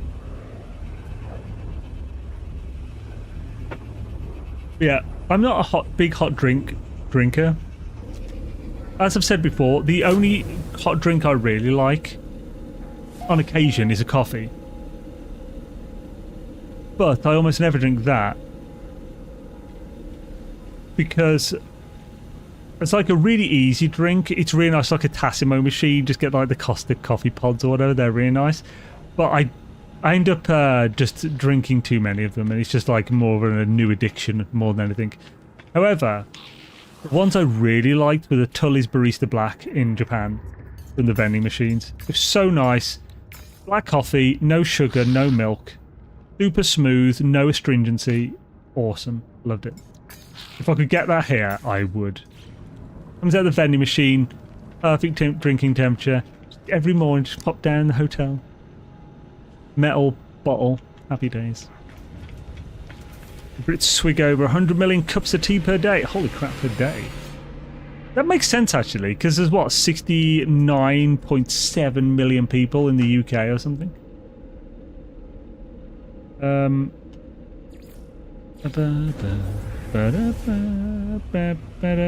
think it's 69.7. Champion of your bum. Here's a master of karate. Coffee's a champion of my bum, I tell you what. Bloody hell. Certainly controls everything. If you're travelling, and if you're anything like me and you travel, then you might be uncomfortable for like up to several days. Some travel stress. A couple of coffees, you'll be fine. I love that one thing. Like people say, "Why do you drink coffee?" Oh, I like the taste. I like a bit of a wake up in the morning. It helps me shit. It's just like, oh, so stupid. Are you back? Yo, John! Yeah, dude, I was back like a few minutes after. Didn't take long.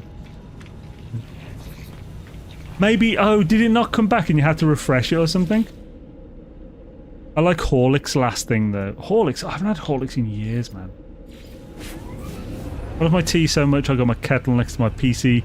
No more stairs for me. Oh, plus, yeah. I do have a Tassimo machine just over there. I haven't used it in ages, though.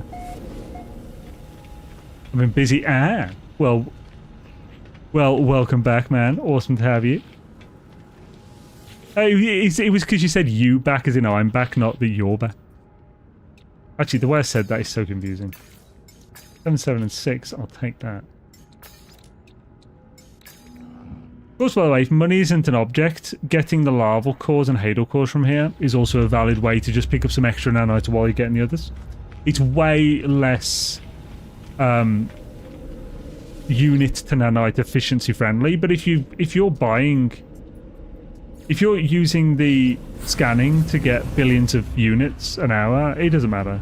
Just buy whatever the hell you want, you'll never run out. I love the smell of Horlicks, but just get let down by the taste. Yeah, it's that malty smell is delicious. Ah. Here's a master of karate. Horlicks taste like baby rusk. It does a bit, and I used to love the taste of baby rusk. Or just rusk. Calling it baby rusk sounds really weird. Like, I think throughout my 20s, like every couple of years, I just buy a pack of rusks just as like a thing. I haven't had these in like a decade or something. When I was little, I was obsessed with them. Rusks and milk. Happy days. Like the British baby equivalent of cookies and milk in America. Because Rusk it kind of fills that thing. It's basically a very whole grain, baby friendly cookie. I'm actually not exactly sure what it's made from. I assume some kind of whole grain wheat. I used to pinch my daughters. I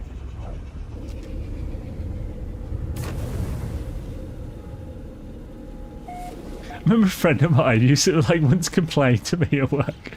He's like, my daughter keeps nicking my cheese out of the fridge. It's my cheese. Like, what? Oh, fucking hell, bears.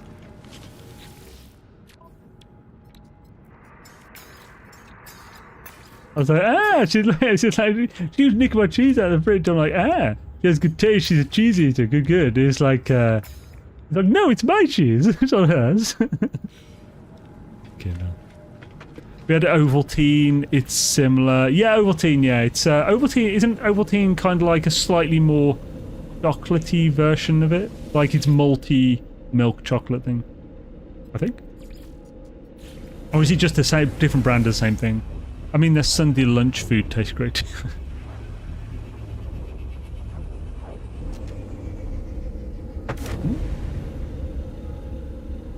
Scoop-a-doop. Horlicks and Maltesers cheesecake is epic. Holy crap, that sounds... Actually sound like... That's... Like, Maltesers are malty as well. It's like... That sounds like a malt lover's heaven. It's a malt rusk with Nutella in the middle. What? Holy crap. I do love Maltesers as well, though. Maltesers is something I have like once a year. It's only at Christmas. So at Christmas, everywhere sells Maltesers in the big boxes. And I always get gifted at least one of these boxes at Christmas. And it's usually like a big one. And it's gone within a day. Like, I just eat the entire box and it's like the best experience ever. And then I don't have any more until the next year. Another thing I love at Christmas are the Twiglets. So I love Twiglets. I had to when I used to work in a supermarket, the second they came in the store with the big pots of Twiglets, like a big pot, I would buy a case of them because it'd usually be on like 2 for £2 or something instead of like £2 a pot. It'd be like buy 2 for 1 or whatever. So I'd buy an entire case of them at a time, and I'd eat a tub every 1 to 2 days. And I'd probably be like dangerously dehydrated from the amount of salt and stuff. But talking of that, a friend of mine once almost died of salt intake from when fishing, because he used to eat nothing but the super salty like baked stick crisp things, baked goods. So British people know them as like French fries or whatever, but the crisp version. But it's basically like in the shape of a fry, but it's a baked snack like a Cheez-It, but a long one, thin one. And it's just covered in a crap ton of salt and vinegar. And he would take multiple large bags of this with him when he went fishing as a kid. And he once ate so much salt without drinking anything that he collapsed and had to go to hospital. Friggin' ridiculous. And then he was banned from eating them because he used to eat them until his tongue almost bled from like the vinegar and for fuck's sake, dude. Chipsticks, that's it, yeah. Chipsticks.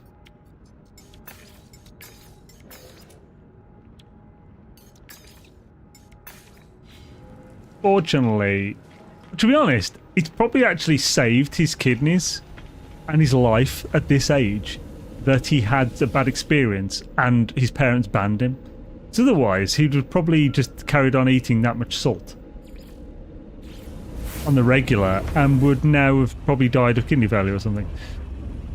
I once ate so much salt I legit thought I was a slug. That sounds like a terrible idea. If Xmas food is stolen, thick cut with salted butter spread on top. That sounds good. I've never had it with butter, but I do really like the mini apple stollen from Aldi. These mini ones, they're just like a bite-sized apple style. No, there's 2 bites per one. They're so good. Because I find the big stolons to be a bit dry, personally. Those mini ones, they have that bit of... It's like a stollen apple strudel. It's amazing. It has just that bit of like stewed apple in, as well as the normal stollen with the added sugar on top. It's so good. It usually gets so fat on just those at Christmas.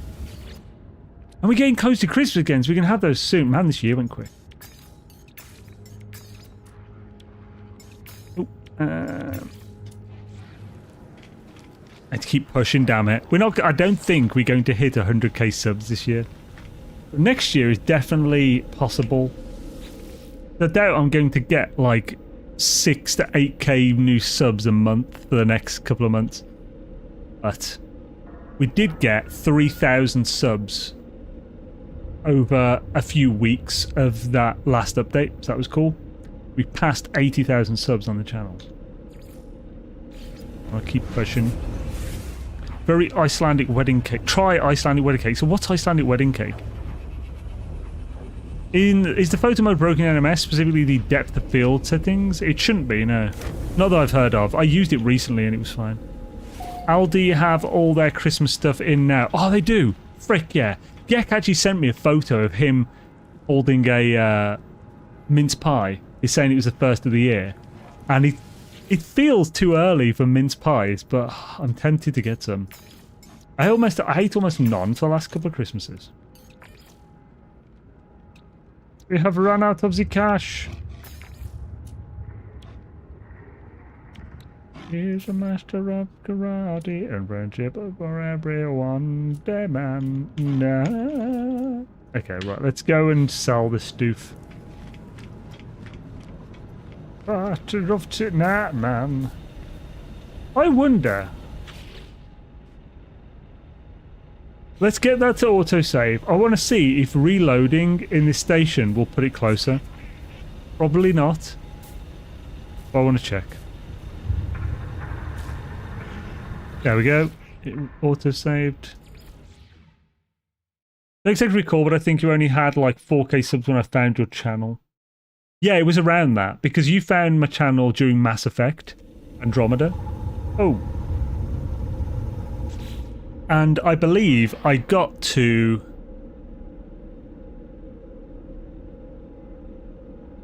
Oh no, I think it was earlier than 4k subs. Because I think I got to...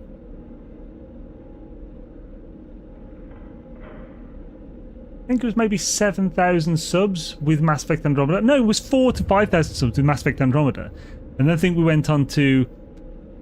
It might have been 7,000 subs that I started doing No Man's Sky with Atlas Rises properly. Because I did the launch, but... I think, to Travian got me to 900 subs, I think. Or maybe up to 2,000. It's been so long. I think it was earlier than 4k subs though that I think you joined in. I'm not sure though. Could be. Could have been. Nope, didn't work.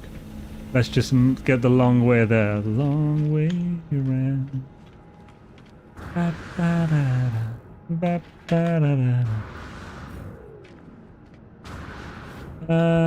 Warm them gently in the oven and use single cream, not heavy.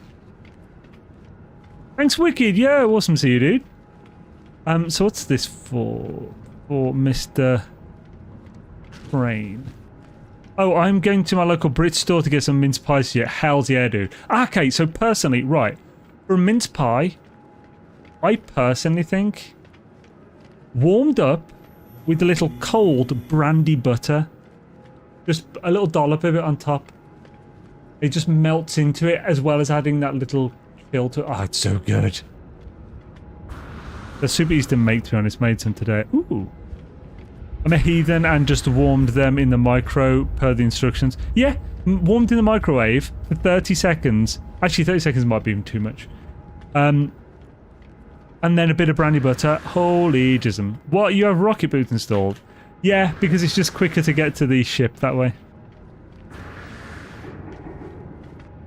Do you need to explain how much a dollop is for non-UK viewers? Ah, okay, probably. A dollop for one mince pie would be like thumb's worth at most. So, like, the finger to the first knuckle, or thumb to the first knuckle, between those two would be a dollop. Smidge, dash. Well, you see, a dash, you can't really do a dash isn't a thing in butter unless you've clarified it or something was melted. You could do a dash of that, but even then, that's a bit weird. A dash of, like, soy sauce, that can work. The dash is like a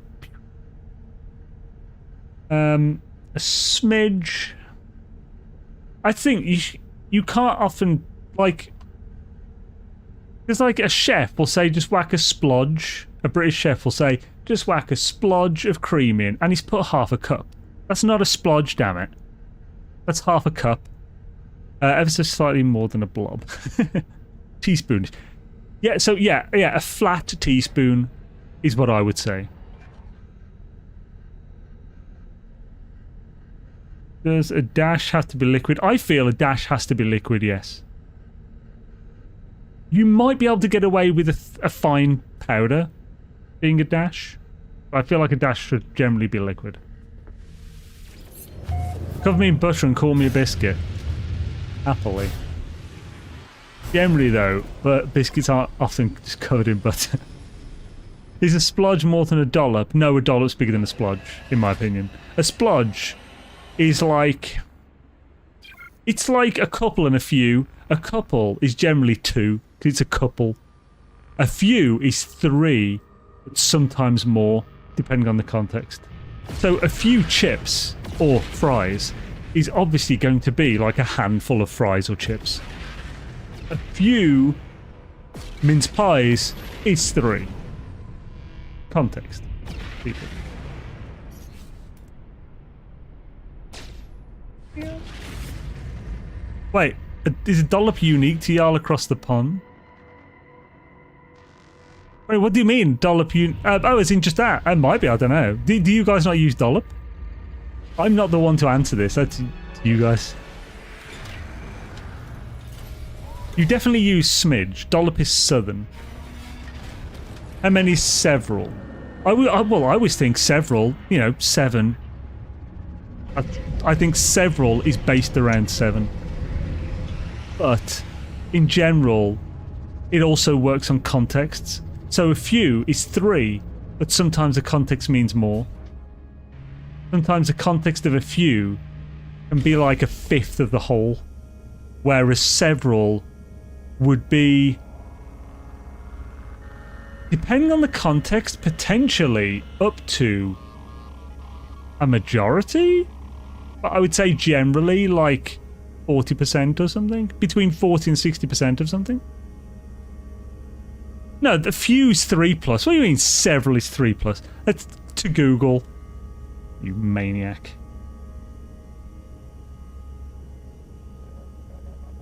Several.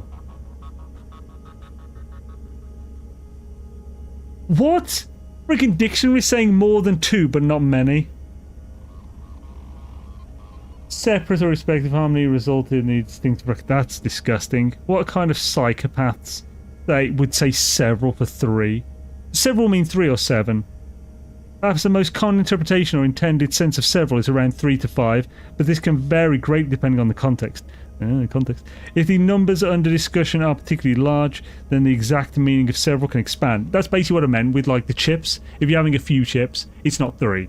It's going to be a bunch. And if you're having several chips, you're not having 3 either. Oh, you're adding the handful. So, I think, yeah, well, clearly we all have our own versions of what this is at this point. So, few couple versus several. Let's see, right. What does this exact say? So, how many several? When it comes to several, well, there are going to be several answers. Generally speaking, several is used to refer to quantities above 2 or so, but not so much that it's a lot or many. So, yeah, so I mean, like, generally not a majority. But some people, I've heard it used in that way. Perhaps the most common interpretation of intended sense of several is around 3 to 5, but this can vary greatly depending on the context. If the numbers under discussion are particularly large, then the exact meaning of several can expand. For example, several people could mean 8 or 9, or even more in a crowd of hundreds. But 4 to 5 in a crowd of 10. Several versus few. Due to their malleable, non-specific nature, several and a few can certainly overlap. Obviously, a few is on the low end, with several higher. So, basically, what I was trying to get at. Although I always think that few is 3 or more, so let's see what they say about that.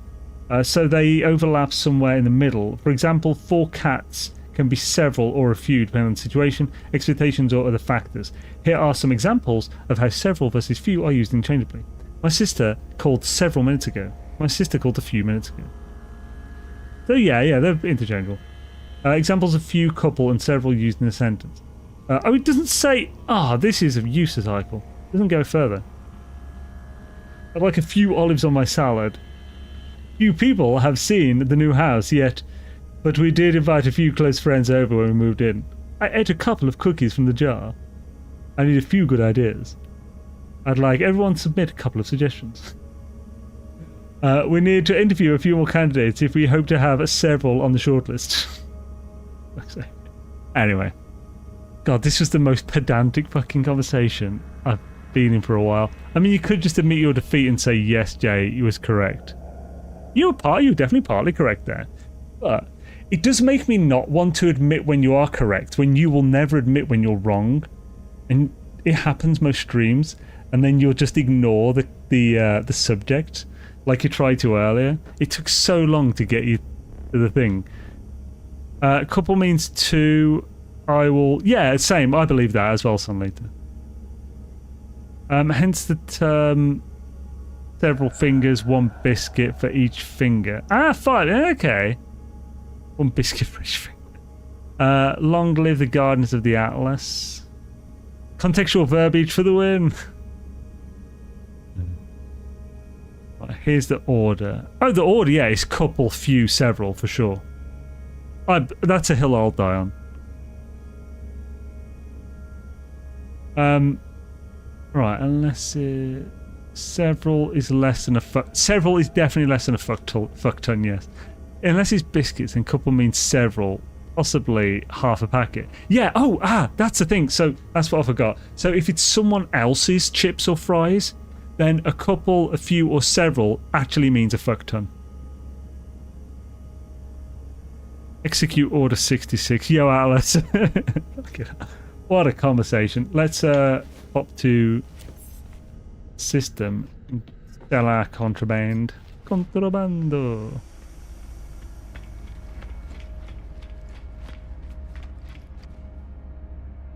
I mean, that you agree with me on anything. Yeah, Gek, we agree with you. We do agree with you fairly often. You just never remember those times. You always remember the times when you assume we don't. When we were kids, and asked for some biscuits, and they'd say, get a couple. Yes, I'm going fucking you, actually. We assumed that meant half the pack. But yeah, that's... So, see, because those were your parents' biscuits, and therefore, it means a fuck ton. Absolutely. Is GG over on Twitch? He's let the tea get cold and knob. Right, yeah, we just need any station that is not... Oh yeah, this'll do it. Oh. Yeah, fuck it. Doesn't really matter where we go. Who's signing us all accents now? Oh, so I know that Jay's from Yorkshire. I get grounded for the excess. So Paul, whereabouts are you from then? Obviously not asking for people's addresses here. I know that Pidge is from Milton Keynes. I don't really know the accent of people from Milton Keynes. I don't even know if they have an accent. Sorry, I had to move over to Twitch. That J dude was grinding my gears. Fucking yeah. Not a massive way away from you. I think, have we spoken about this before? I think we might have, yeah. It was probably like 5 years ago, but I think, yeah, it probably have. Nip, nip, counterfeit circuits, banned weapons, kid. Don't want to sell those, what do you think? Blood salt. Oh, definitely. See, it almost maybe try to sell those. That would be such a waste. So many of them. Oh, moon ether. Stolen DNA samples. I'll eat some stolen DNA samples, damn it. Prismatic feathers. What the juice is that made? I like that, kid. How much money have we gone up to? 54! Nice! About the same-ish, maybe gained a bit. I'm more southern there. Oh, so like maybe Coventry area?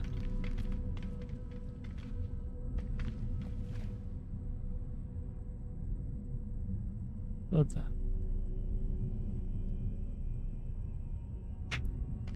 You said the Coventry, or that's too far south? I'm not sure. Like that, right there. Spent this morning building a Gek strip club at a trade post. Yeah, it's an interesting way to spend your afternoon. Well, morning. I actually tried to build on those myself in this game once. It was like during Next or whatever.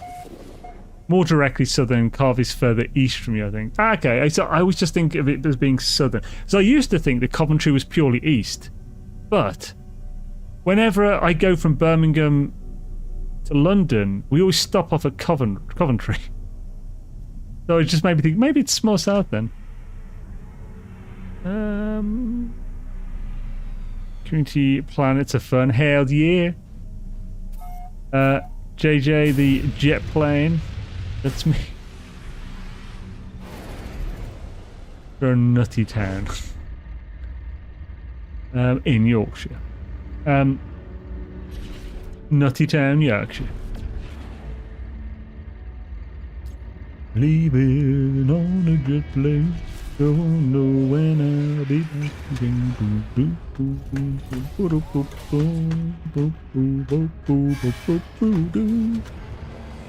Oh, that buddy. So Armageddon. Singing that on the thing before they're lifting off. I've got a handful of small teleporter-only bases on trading posts where I had been ship hunting. I'll come across beacons too, across the UAS system I forgot about. I actually really like the oh wait, what? The real Yorkshire, from the real Yorkshire, North Yorkshire. Harrogate, not the posh part there. Harrogate, just as a name, sounds so posh. It just, in my head, it sounds like a posh part of London. For some reason. It's just that's the type of name I'd expect from middle-class London. Ah. Wait a minute. Not later. Did I know this before? And my terrible memory is just going to play. Like, have I ever done a Yorkshire accent to you? And is my terrible Yorkshire accent anywhere close to the one you have? Because I know that Yorkshire has like 100 different accents or something silly, doesn't it? There's a lot of super rich people in Harrogate. I think, I mean, Yorkshire's been like... Wasn't Yorkshire like a big trade hub for like hundreds of years or something?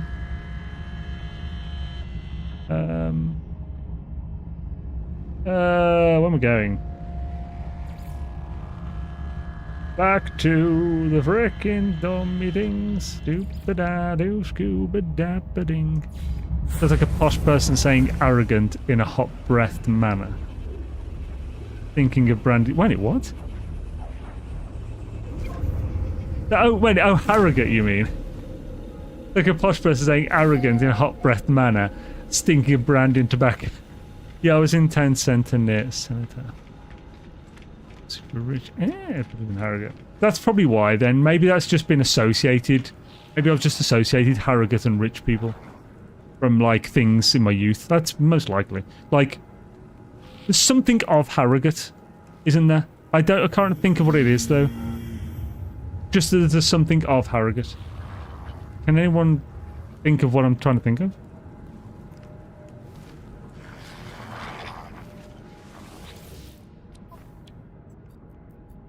There are also rich people in America too, like Elon Musk, for instance. Thank you, Atlas.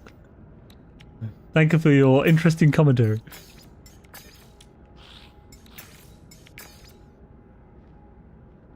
Aylas of Harrogate. Oh, so that's the tea, is it? Okay. Is that posh tea? Or is that like posh Yorkshire tea, maybe?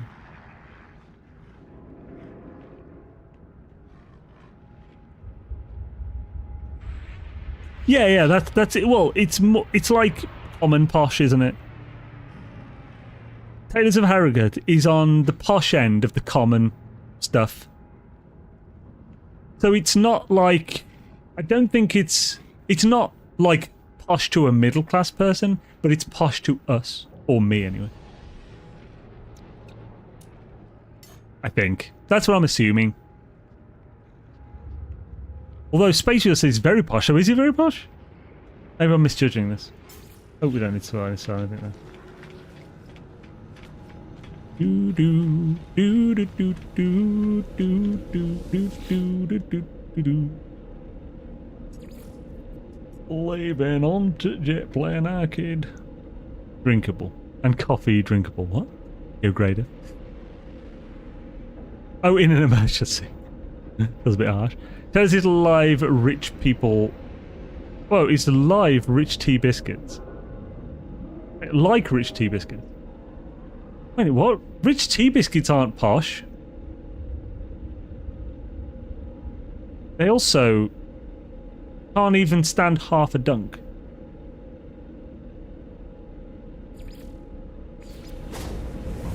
Like, I enjoyed rich tea biscuits to a degree when I was younger, but the only reason I ever ate them is because my grandmother would always buy them.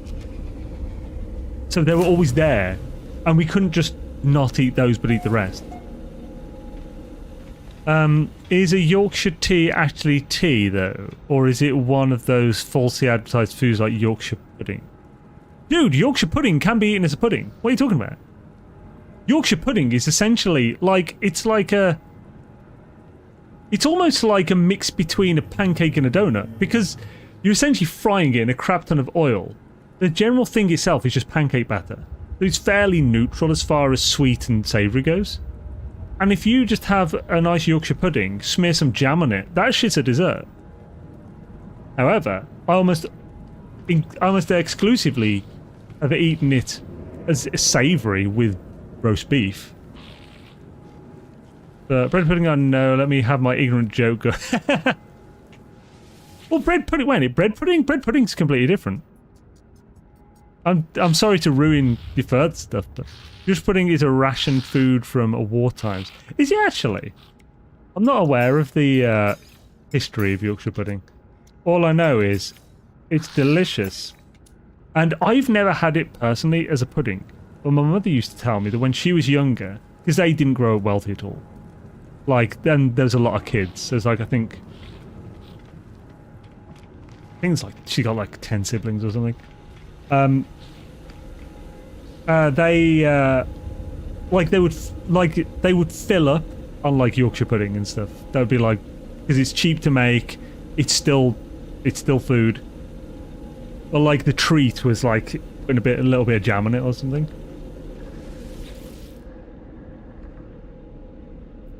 Times change, man, over the last several decades. Several again. I suppose in that case, I was thinking more like,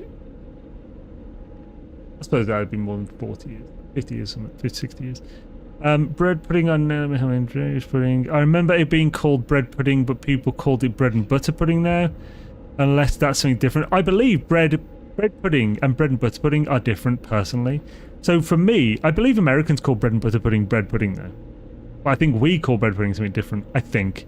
So for me, bread and butter pudding is stale bread, one side buttered, put it in a pan, you layer the buttered bread, butter side down, with sultanas on top, between the layers of bread and butter. Then the top layer you butter both sides, Then you push it down and fill it with milk. The reason you have stale bread is so that it soaks up the milk. Then you bake that. And you get it so like the... Oh, and you put some sugar on the top, I think, as well. And when you bake it, the bread on the top, that everything, you let it soak up all the milk first, like overnight or something. Then when you bake it, the top layer of bread goes like crispy, chewy, caramelized, awesome, and oh, that shit's good. Yeah, Yorkshire pudding is a thing. Jam or honey, bread and butter pudding is a very different bread soaked in milk and eggs. Oh yeah, I think eggs. Yeah, eggs might be a thing as well, with currants, raisins, and sugar. Yeah, I think I forgot the eggs basically. Are you using settlements? Not in this. No, I'm on the abandoned mode, so we can't use settlements on those. We've been to local simple puddings and cakes, so you need to get down to the West Country and try some lardy cake. Lardy cake? What, could you explain roughly what lardy cake is? I'm interested. Lard, having lard in the name does not make it too appetizing. It's like rendered pig fat. Isn't big on my... Ooh, I want to eat that. But I did once make a cake with lard because I didn't have butter. And I told my friend after he'd eaten it, he said it was amazing, and as soon as he found out it had lard in it, he was like, oh, it was disgusting. You're either lying to me the first time or you're lying now, bitch. I thought it tasted fine. Crispy, fatty, and sweet. I was a kid when I made that, by the way. Ever had egg bread with a fry-up? It's basically bread pudding. Oh, do you mean... Well, you want about, like, French toast? It's like bread soaked in whisked egg, then fried. That's French toast without the sugar on top. Which is delicious. I actually really like... There's this one thing I do, which was a Jamie Oliver thing. Oh, I got it off Jamie Oliver. Basically, all you need is crumpets, eggs, and fresh chili. Fresh chili's better. You could use fried chili, but dry chili, but I use fresh. It's way better. Fresh red chili is the best. It's sweeter. Essentially, you finely chop the red chili, and you then whisk an egg or two, as well as you can to get it like. Because when it's soaking into something, you don't want it so it's still like got some homogenization with itself. You want it to be able to soak in separately. So you basically then put the chili with that egg. You then soak the crumpets in that egg and chili mixture and then fry that like French toast. And it's delicious. The crumpet goes crispy and epic on the outside. The inside is like just cooked. It's like almost gooey epicness. And then you have just the delicious chili flavour that just goes so well with egg. Recently I've been eating a lot of... So my breakfast is often... I'll often have 2 eggs scrambled with some chili oil, Logan Ma chili oil.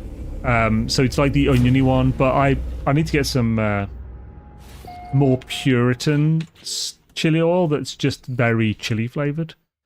Because for certain things I prefer that. I don't want the extra onion. But like the chili crisp is still nice.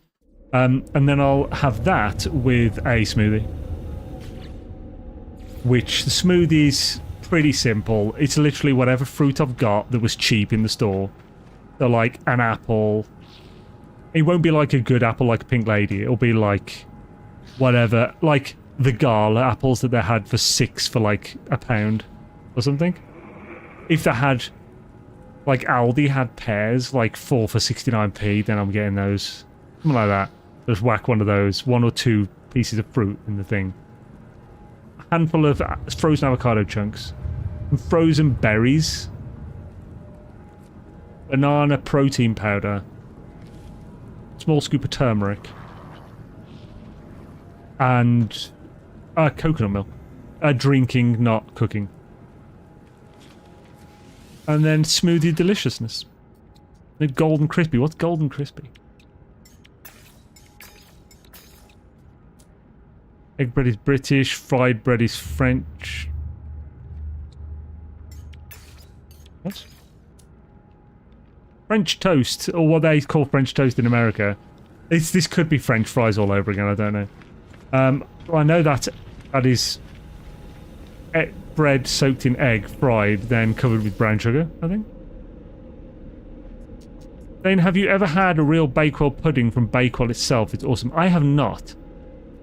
I need to get a recipe off Gek, because I know Gek makes one every single year from the cherries he grows in his garden. For his father's birthday. And it looks really good. I'll have to make one at some point. Sadly, we're already past the cherry season. We had some really nice cherries this year. Not a big fan of the piccolo ones. I think it's piccolo. Piccolo, they have a little more body, but they're not very... There's just way less taste there. Like, way less flavour.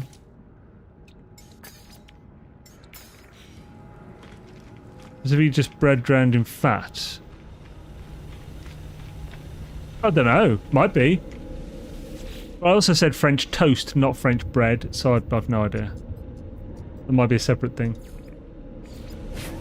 The British version being dipped in egg, then fried. I don't know. But I don't know. I don't know if French bread is French toast. I've never heard it said French bread. I've heard fried bread. Which is pretty self-explanatory. I don't think I've ever had fried bread, you know. Not just bread that's been fried. Like, just with a shit ton of oil. I don't think I've ever had that. I mean, I've had... Like, so when I was young, whenever we had a roast dinner, we'd always have what we call a dip. I don't know how common this is across the UK and stuff. Again, this is probably, like, similar to Yorkshire pudding. Like, it's making use of things that you have anyway. Fill you up. You basically get bread... and you plonk that bread into the roasting fat after your roast dinner. Like after you've got the roast out to rest, the fat that you cooked that came from your roast dinner, as well as you cooked all your roast potatoes in, you then just dip a piece of fucking bread in it, and it just soaks up a shit ton of fat. Then you just... a whole one each would be brutal. That's a full meal, basically. So you cut it up into like 2 or 3 pieces or whatever, and you just munch on this delicious, horrendously unhealthy piece of bread that's been soaked in beef dripping. It's so good.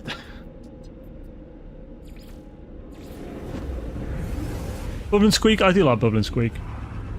Whenever I have leftover steamed vegetables, I have to make a fake Bubble and Squeak. I almost never have mash. And when I do, there's never any left over. When I have Bubble and Squeak, I usually just... I'll crush the potatoes and I'll roughly chop any other veg, like sprouts, carrots and stuff. I'll literally just fry it all off. I might add an egg or 2, so it's more like a Bubble and Squeak frittata than anything. And then that'll be like a really good, healthy breakfast or something. Or lunch. Or both. Soak bread in slicing scrambled eggs. Maybe a dash of vanilla. Ooh. Okay, yeah. So this is the American French toast because it's got the vanilla for the sweetness. Well, it's not sweet, but you know what I mean. Fry both sides, garnish with whatever. Maple syrup is common. Jam also like crepes. Ooh, so that's French toast, American style. Or just French toast. I'm not sure if it's only an American thing. And confection sugar on French toast. Ah, okay, so not brown sugar. Okay. French bread is baguette. Actually, yeah, good point. French bread is... Yeah, I would... Yeah, that is baguette.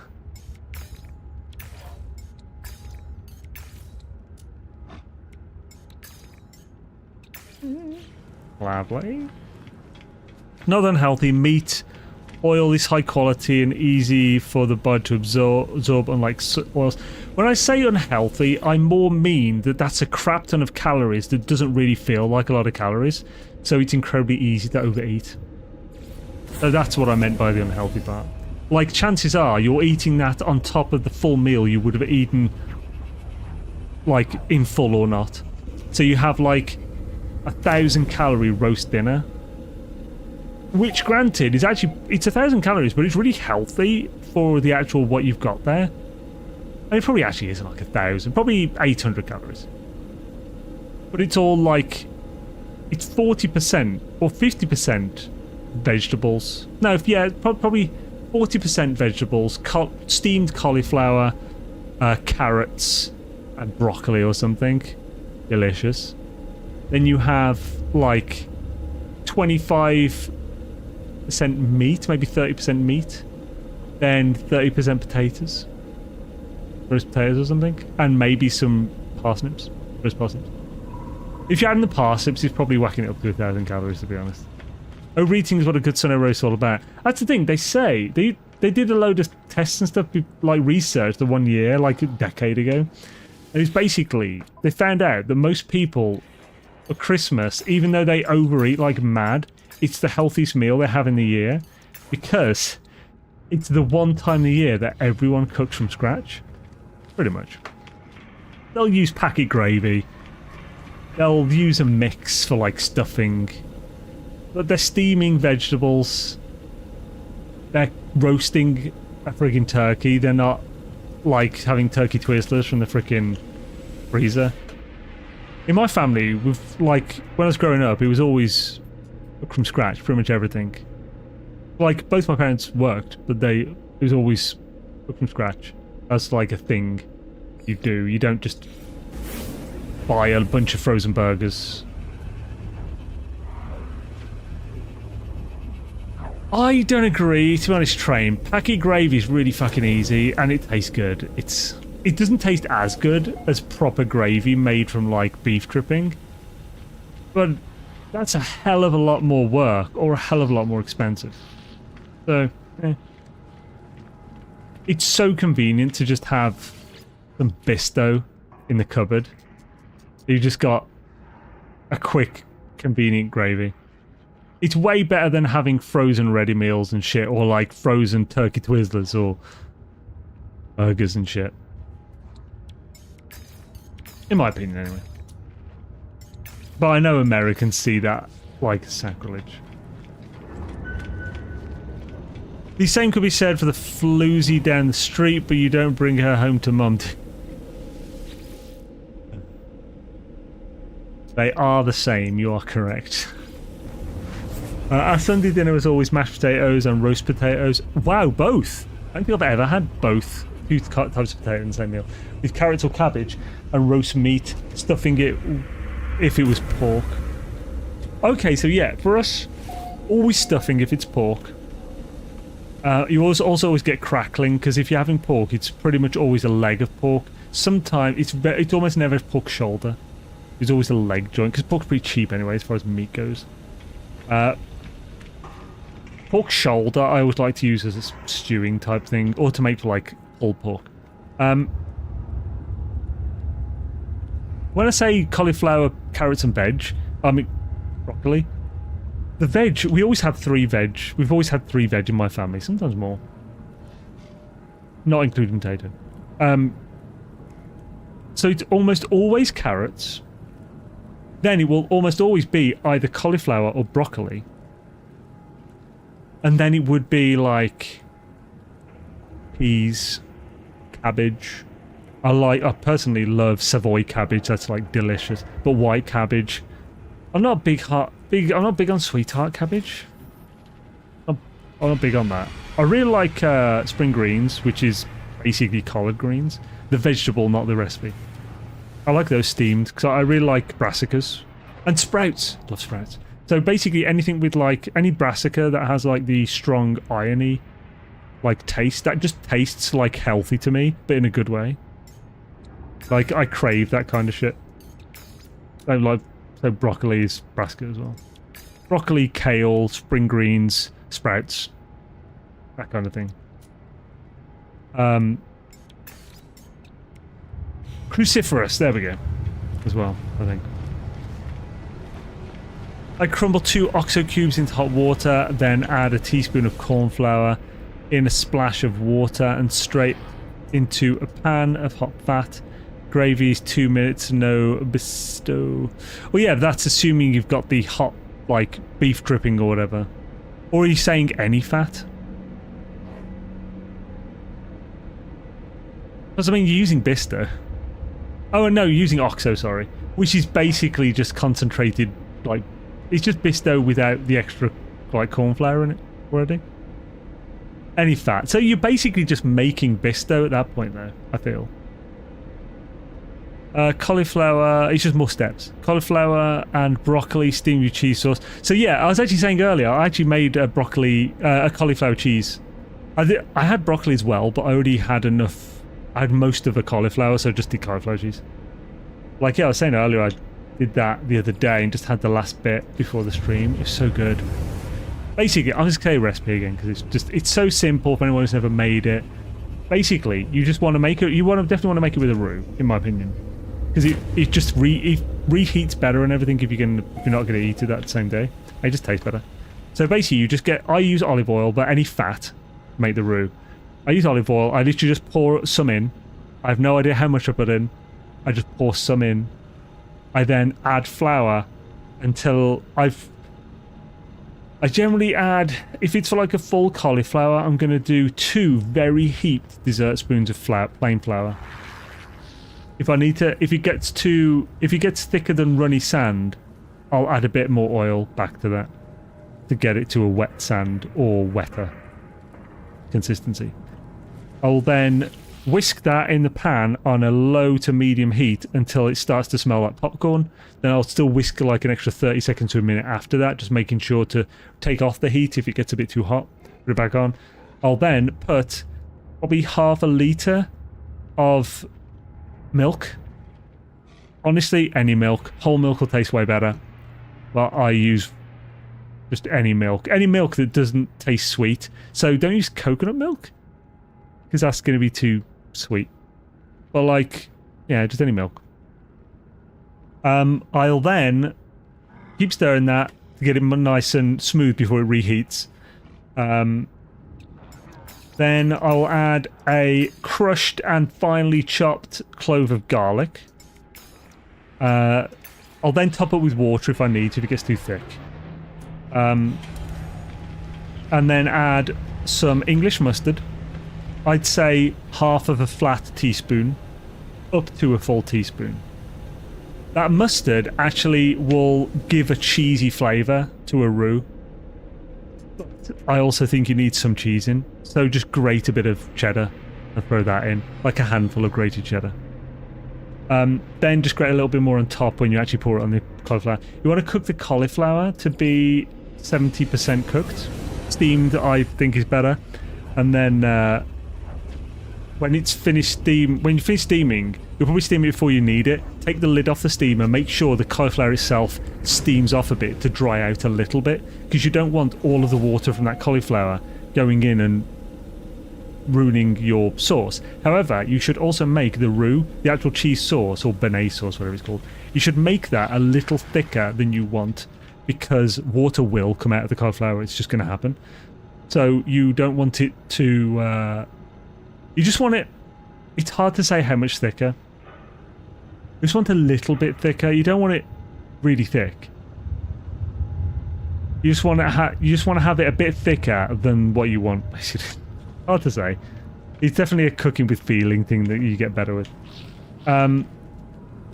Put the cauliflower in a... And you can use the leaves on the cauliflower, by the way. I always cook the leaves of cauliflower. I never waste them.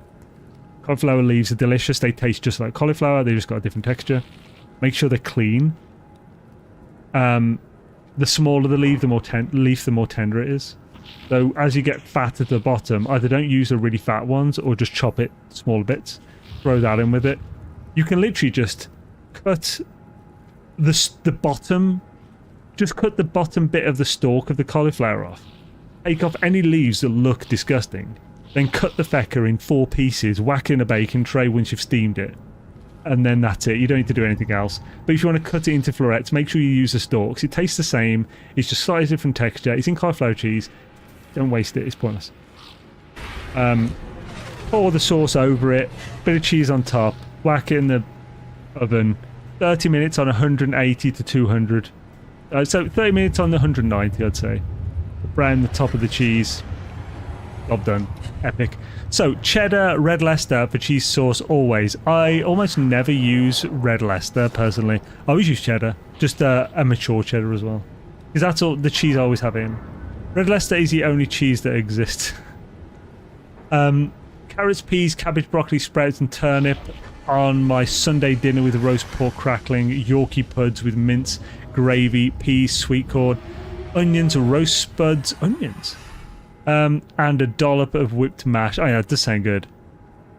Lumpy. So I used to like a few lumps in my mash. Nowadays, I really like adding a bit more fat and getting it smooth.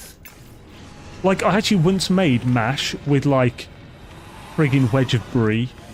That shit was the most luxurious-ass bloody mash I've ever had. Like, did mozzarella the once too. Like, I know that's basically cheese and potato pudding, but pie. But, pudding. But, like, yeah, just having a bit... Like, I put a decent bit of butter in. I don't like putting milk in mash, personally. But if you're going to put it in, just a splash of milk. But then I like to almost get the gluten going, whatever it is, personally.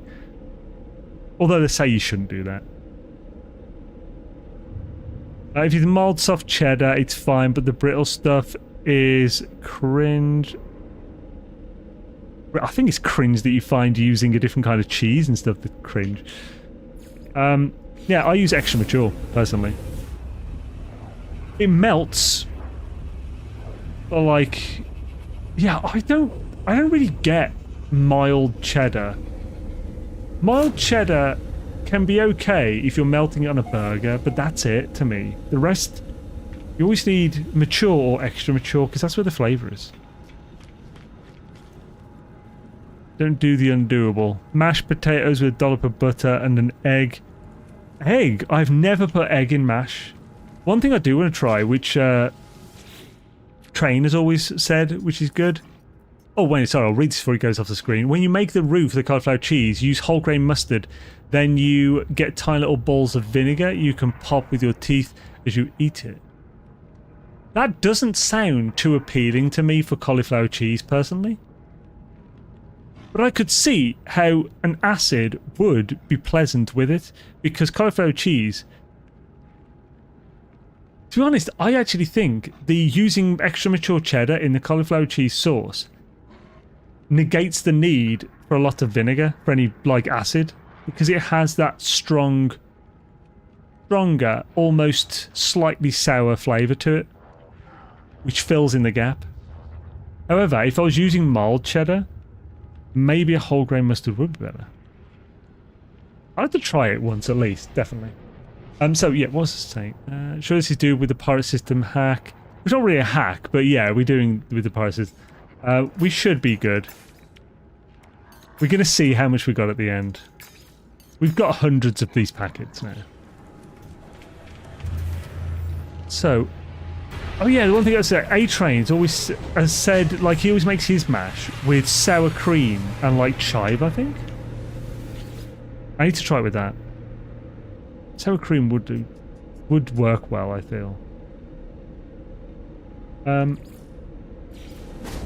mild cheddar helps thicken your sauce. Oh, well, you don't need to thicken the sauce though, because I control the thickness of the sauce via the roux. I don't need it to thicken it. I was a sauce chef once upon a time. For thickness and flavour, then use both types.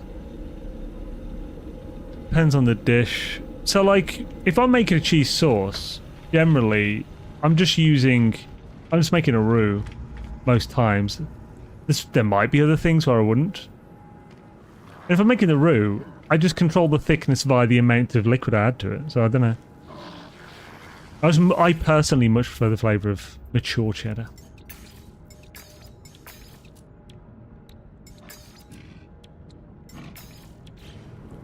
I can just use less then as well, to get the flavour, desired flavour. But man, like, I don't normally add garlic. I have in the past added a vegetable stock, the Knorr ones, the jelly ones, whatever. I use those a lot, they're really good. I add those to curries and stuff. I mean, it's no worse than Americans putting chicken bouillon and everything. Shabba. But like, yeah, I've used those. I've used chicken in one before as well. That actually works quite well. But adding just a single clove of garlic worked so well. Oh, and a shit ton of pepper. Foliages, you've been out too long in the midnight tree. Yeah, but you are making it according to your preference, not to sell. I mean, sure, but why would I make it to sell? Why would I not talk about my preference? And what I think is personally best? I'm not a chef. The red Leicester does emulsify better than the extra mature. Well, yeah, but you don't need it to emulsify, do you? Like, I've never had a problem with it splitting. The sauce itself is thick and smooth. It's never split on me. I don't see how that would ever become a problem. It never has for me, anyway. I've made it quite a lot. So while it might be better, I think it's already good enough. There we go. We call it old cheddar in Canada. Old cheddar. I mean, it makes sense. It's been matured for longer, so. Oh, because yeah, the like in America, isn't it like based on how sharp it is? Like it's a sharpness scale. It doesn't split, but it can get grainy. I've never had that problem either. It might be the amount I use. So I don't use that much because I think it's too expensive to use it. That's why I had the English mustard. The English mustard, like when I was younger, we didn't have any cheese in the actual cheese sauce. It was just made with English mustard to fake the taste because it's cheaper. So I do a mix of that. I just add like a handful of grated mature cheddar, which isn't that much because when it's grated, it's like it takes up a lot more volume. And then like half a teaspoon to a teaspoon of English mustard for an entire cauliflower's worth of cauliflower cheese. I use way less than I see chefs using, but maybe that's why I just don't use enough for it to be a problem of being grainy. Of course, we cook to our own theme at home, but when you're working in a restaurant, you cook according to the head chef's orders. Oh yeah, I wasn't disputing that. Yeah, that's fine. Like, yeah, people. The reason this came with discussion is because people were saying that never use mature or extra mature cheddar in the thing. So I was saying that I do, and I like it, and it's fine that way. And then you brought up making it in a restaurant. So yeah, I mean, they're like arguing past each other maybe. Adding mature cheddar or blue cheese is best done after you take the pan off the heat and stir in as it cools. That way it goes slightly chunky. No split. So I add it mid-cooking, maybe even just after the roux's thickened. So it cooks for a while after I've added it to make sure the flour's cooked out, and then it's baked. So I've never had that problem personally. But again, it could be because I'm not adding as much as many people would add. So I'm not reaching cheese entropy. And I'm avoiding the chaos. I came in here at just the right time, I think. It's too mild cheddar what sourdough brioche is to grocery store white bread. Oh, good lord. Sourdough brioche. I've never heard of that. I've never seen or heard sourdough brioche. It just seems like combining two amazing things to be strange. But I mean, maybe it's good. I'll definitely try it. I just made the sauces and stocks. Feel like Red Leicester won't work for something like mozzarella sticks or cheesecake or something like that. It would just, well, yeah, I mean, so I doubt it would work for mozzarella sticks, no, because it would be too thin. It would fall apart, I feel. There's not enough heft to it, whereas mozzarella does melt, it goes gooey, but it pulls. It's like it's stays together to a degree. Maybe. I'll explain how to thicken the sauce and why both cheeses are used. One is for flavour, other is for thickener. Oh yeah.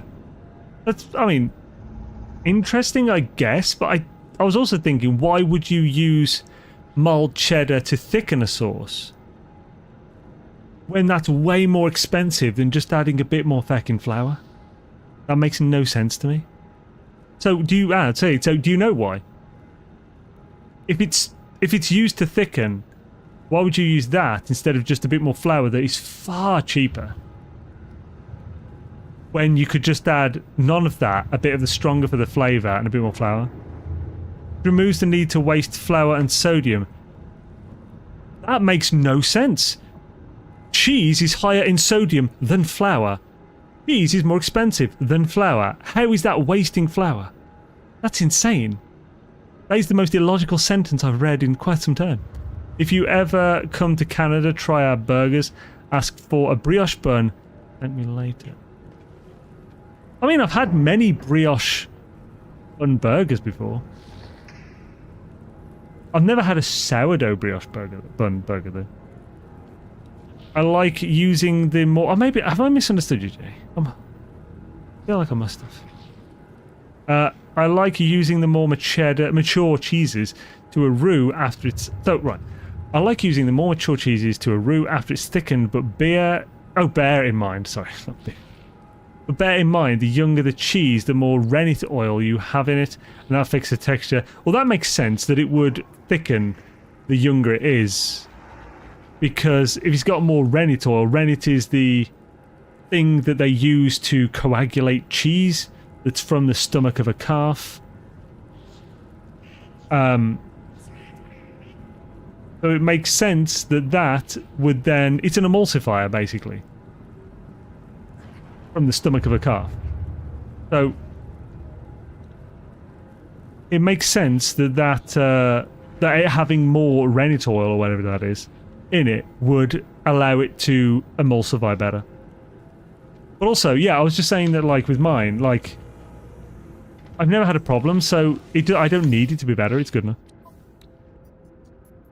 It's interesting that's why the mild is better as a thickener, because it removes the lots of food controversy tonight. Controversy. Sourdough crumpets are good. Still perfecting making them though. Oh, sourdough crumpets. That's interesting.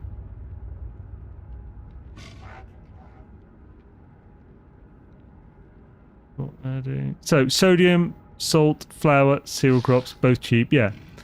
Corn flour perfectly cheap. Thickening agent, but should mix the paste before adding to roux to stop that powdery taste. Oh yeah. I mean, well, you always have to start cold the corn flour, don't you? Otherwise, it will go lumpy as well. $1 per butter or no? I still want a mince pie. $1 per butter or no? So I would say yes, but it needs to be branded. Oh, actually, maybe not. So butter. I don't know. I've never had normal butter on a mince pie, other than like that one thing.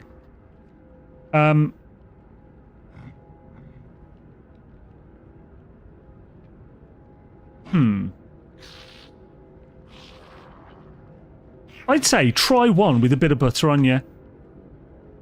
Warm up one with a bit of butter. Try another one cold without butter. Just taste test it. It's not like you've only got one. Never tried and regret not doing so. Oh, what's the deal with Canadian poutine? So, poutine, as far as I know, is like chips, cheese curds, and gravy, isn't it? Like chicken gravy. So, I've never tried that. I would definitely try it. It sounds delicious, but personally, I also love chips and freaking gravy. I'm sure Jay and Sonalita will absolutely agree with chips and gravy being amazing.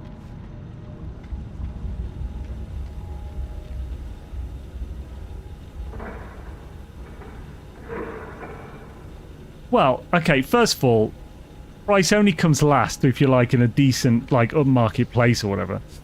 Or a place is going to go under soon. Like, Yeah, if you're in like a Michelin star kitchen or whatever, then yeah. But also, that still hasn't answered it. Like you just said, use it to thicken and not flavor. You didn't say. You said it wasn't flavor; it was for thickening. But you could use so many other things to thicken. So if it specifically thickens with a way smoother sauce for some reason, even though I'd find that crazy myself, but maybe it's true. I'm not sure. Always comes last. Retention and preservation is a must too in that while wasting ingredient. I feel like you've talked around it. Like it's like you're not really answering me. You're just saying another thing that's somewhat related. With another for the same or better result. So, what? Oh, what's that? And preservation is a must do that. Why waste an ingredient you need when you can replace? Well, so that logic is idiotic. Like, I'm saying this because we've said this same thing like several times now. Right. You're saying why waste an ingredient? In this context, the ingredient is flour. Flour is one of the cheapest things in existence. It is so much cheaper than cheese. That specific logic is not good because you're saying why waste flour when you can use cheese for the same thing? That doesn't make any sense. Oh my god. I'm getting heated over this for no friggin' reason. Hey man, you just argue a point for so long that, like, I can no longer abide ridiculousness. Tell that to Ramsey. God's sake. If there's extra logic in this, great, but you haven't said that logic. You've just said why waste flour when you can use cheese instead. Damn it, right. I'm leaving this now. Fuck's sake.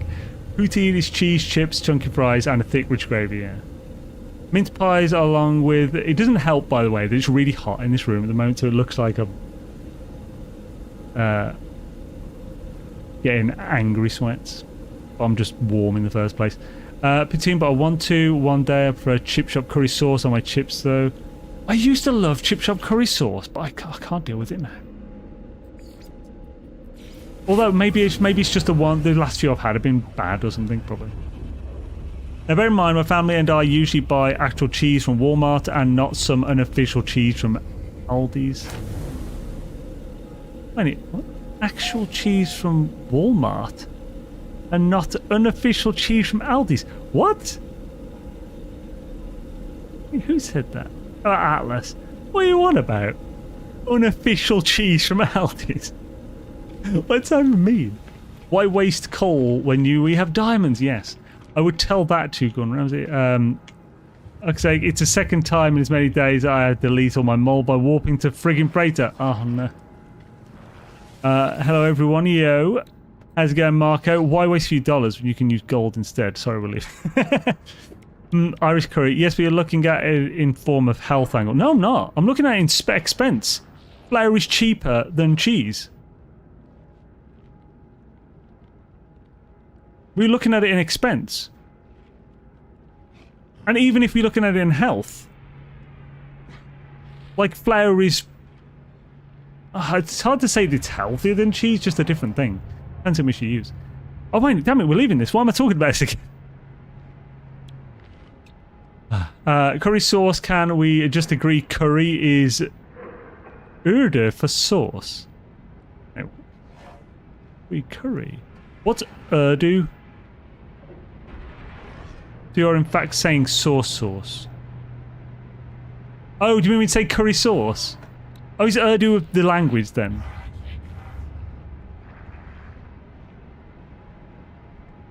I've heard it. I've heard like most Indian takeaways will refer to the curry as the gravy, like the sauce.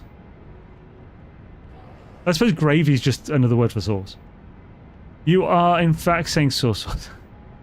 So he was looking at it from the cost. Flour is cheaper than cheese as a thickening agent, as is his point, yeah.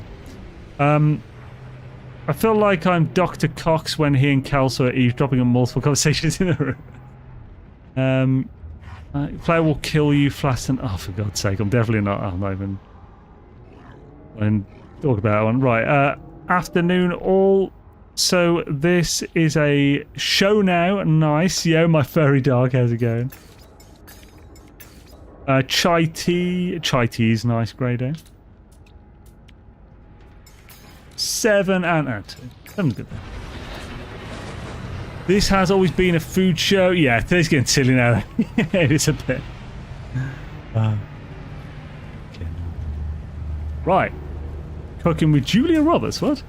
No, I mean by the cost and the taste of it. Moose did try it before, but it wasn't as good as he thinks it is. So I have no idea. But like, so we don't really have a Walmart here in the UK. We do. Walmart owns Asda, and there are a few Walmarts in the country, but there's not very many. I've had, when it comes to cheese, Aldi speciality cheese, so their finest range, their high quality version of cheese is really good in my opinion. Like their Stilton is way better than Tesco's, and it's last time I checked the prices it was £2.50 for the Aldi one versus £4 or £4.20 for the Tesco one. This was years ago. It's probably more expensive now, but at the same size, so it's way cheaper. It's almost half the price. And it tastes better in my opinion. So the Tesco one is a little stronger. But it's not creamy really, or it wasn't when I tried it last. The Aldi one is strong. Not quite as strong as Tesco, but it's strong. But it's also super creamy. It's freaking delicious. Like a bit of warm crusty bread, just rip bits off. Taste a bit of that Stilton on. Oh, freaking delicious. The curry in essence is English invention, sort of. I mean, not really. We just call it a different thing. It's just like, we call it curry. And it's used, that is their word, but we use it with a slightly different definition. So it's the only difference is really that they sold Asda in 2020. I had no idea. The only difference, it's essentially the same as us calling it a different word. So it's just having a different word for it. It just happens to be the same word. I wouldn't say it's an invention at all. Though we have, like, different curries have originated from the UK, like tikka masala and stuff. Which is basically...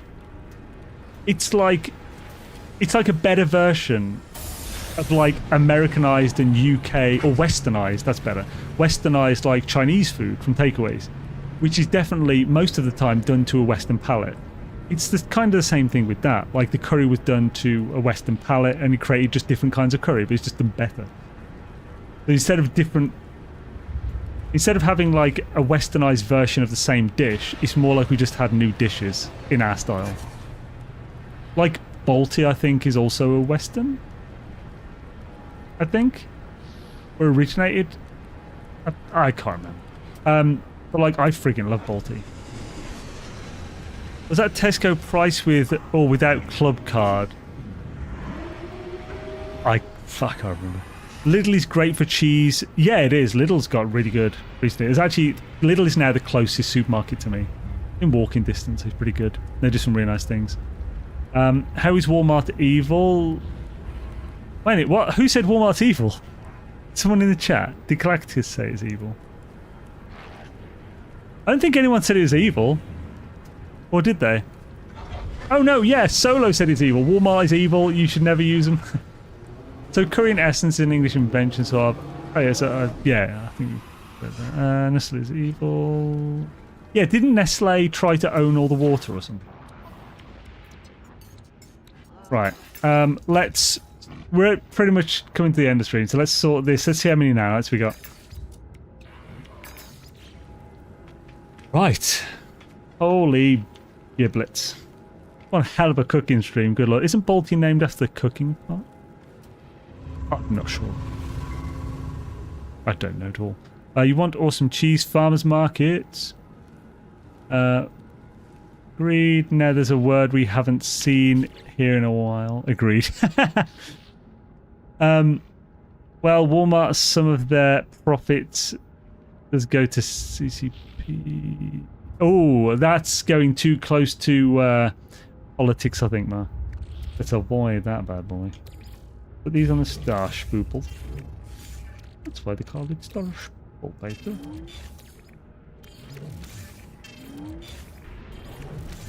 Holy giblets, we've been out too long in the midnight sea.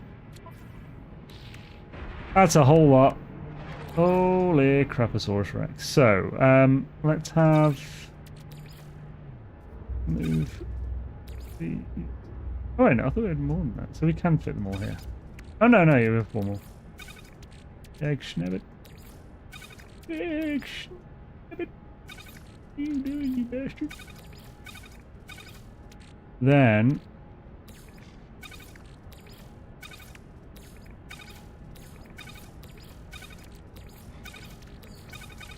So we have quite a lot. We could look at one of my old spreadsheets and work out roughly on average how much a stack of these is worth. But instead, let's go fly a kite. We'll only take what? We'll use all but 3 of these, so... Oh, actually, let's move these into the ship as much as we can.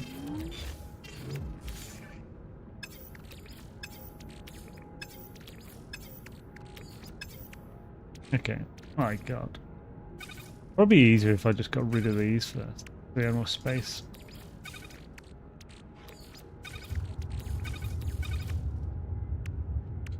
So we're just under 100,000.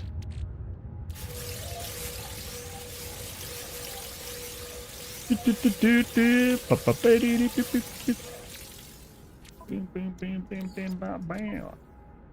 you wouldn't understand.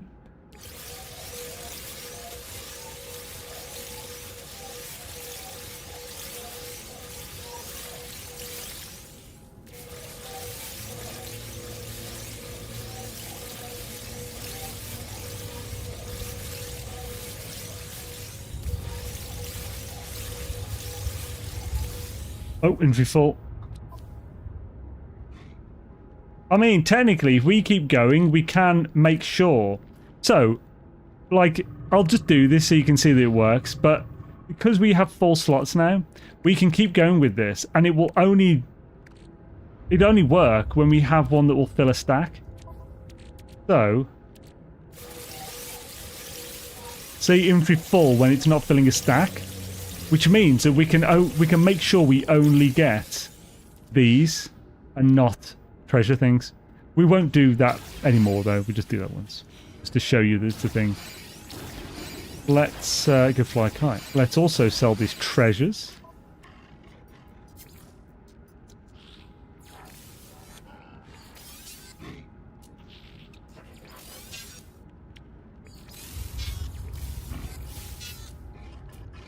Let's go fly a kite up in the air, you shall. How much time is left in the expedition? Probably 2 weeks, maybe. I'm actually sure. Did they say on the menu thing? Not giving me a number.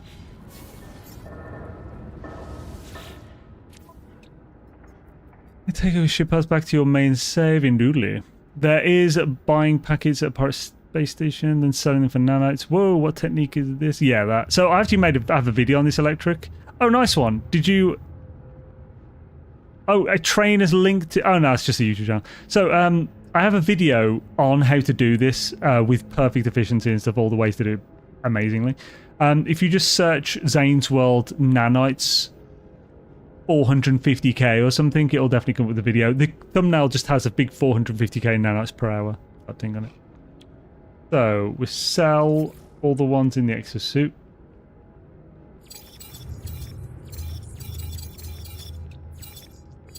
Is it selling them singly? So, that gave us 66,000 nanites. Not really as many as I'd hoped, to be honest.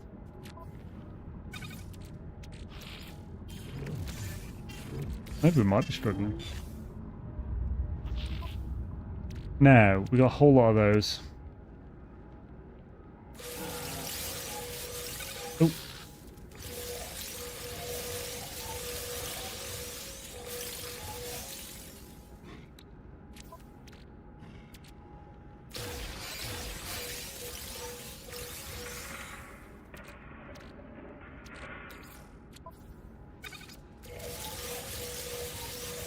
9 days left onto expedition. 9 days. Ah, okay, it's a little less than I thought.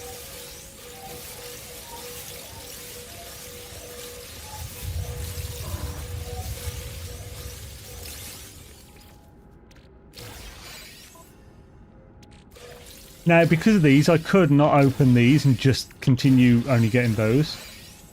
But, as we know, that's a bit glitchy and cheaty and exploity.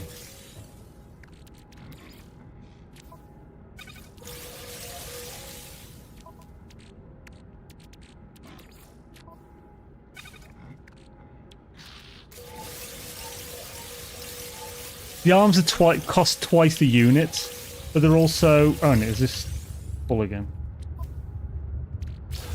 The arms cost twice the units, but they have a higher rate of modules, but they're also... It's not like double.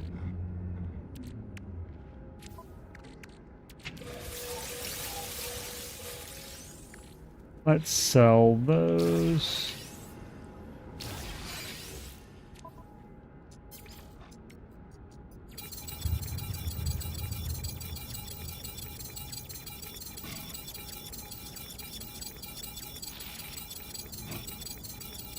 Lord. We're 232,000. I don't think we haven't got 425k hit. Dang it. To be fair, I've been talking way too much in this stream. We've been stopping, not doing anything enough too much. Let's go fly a kite up in the air, you bastard. Let's go fly a kite and have a good time around.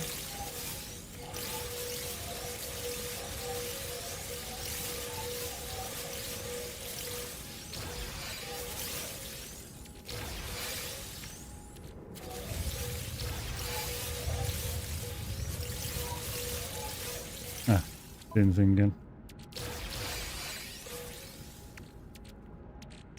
Wait, give me way too many of these. What the frick, man? These gives nanites, but it's not that many.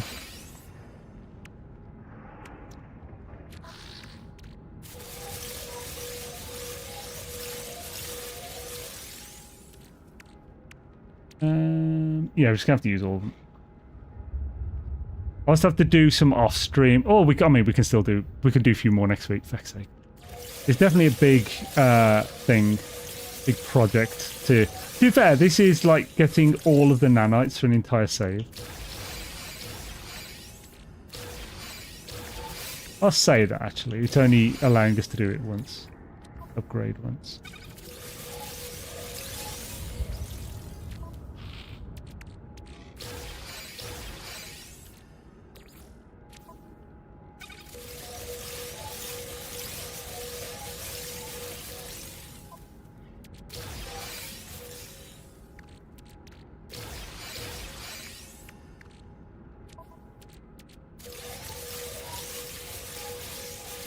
Oh.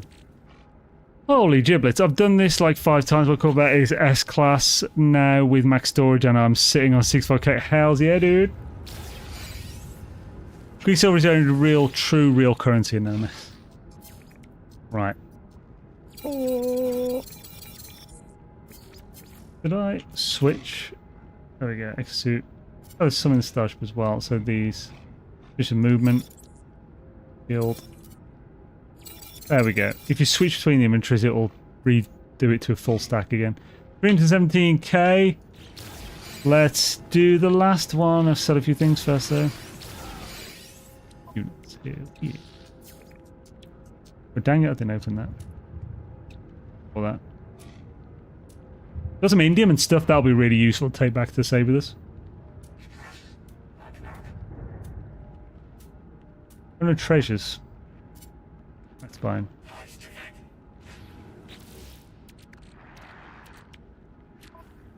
Let's go fly a kite up in the air you shine. Right. Let's now... Oh yeah, I want to...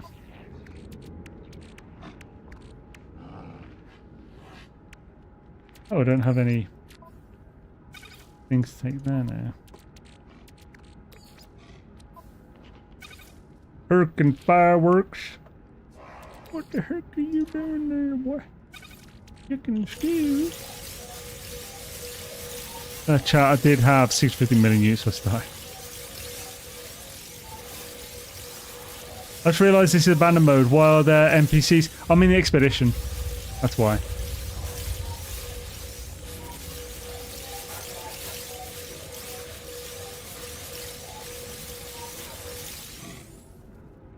Right.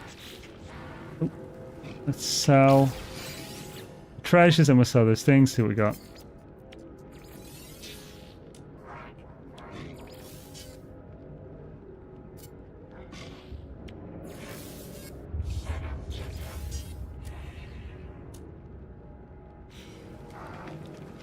Let's sell the technology modules.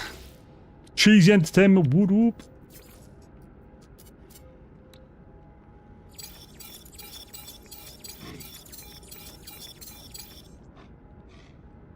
$372,586. That's not bad.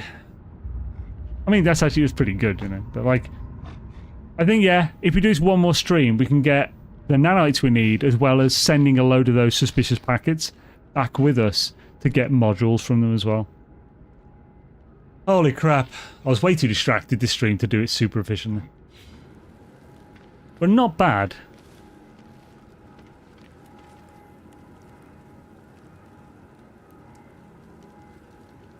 What's that? Wallace walks in to the corner shop and asks Gromit, "Have you got any cheese, please, Gromit?" Oh, some of that Wensleydale, please. Gromit says, "Nah, but here's a bag of flour to thicken your sauce." Oh, for God's sake. Special boy, Jay. Special boy. The goods and arms factories are clever because they can only be act en masse by a player that gain the inventory space to do so. Best place to open them early game is in a storage container. Realizes abandonment. Oh yeah. I swear the vendor just called you a son of a chicken. Possible. It's fine. I see that. I did. Okay. A ram dude with a staff gave me 50 eye valves at the anomaly before Xbox Game Pass lost their mind. Chances are that person duped them with exploits. If you receive something valuable on the anomaly from a stranger, they've almost certainly duped it. It cost them nothing, and they are forcing their duped goods upon you. That's like that's almost entirely why I don't have multiplayer on, because I don't want people to give me stuff on the anomaly. Actually, did they add a setting that prevents them from doing that now? I can't remember if they did. Group check and add base partners, ed train. Each test. No, we need a setting in network settings to prevent them from giving you anything, unless they're your friends or something. Why don't we have that?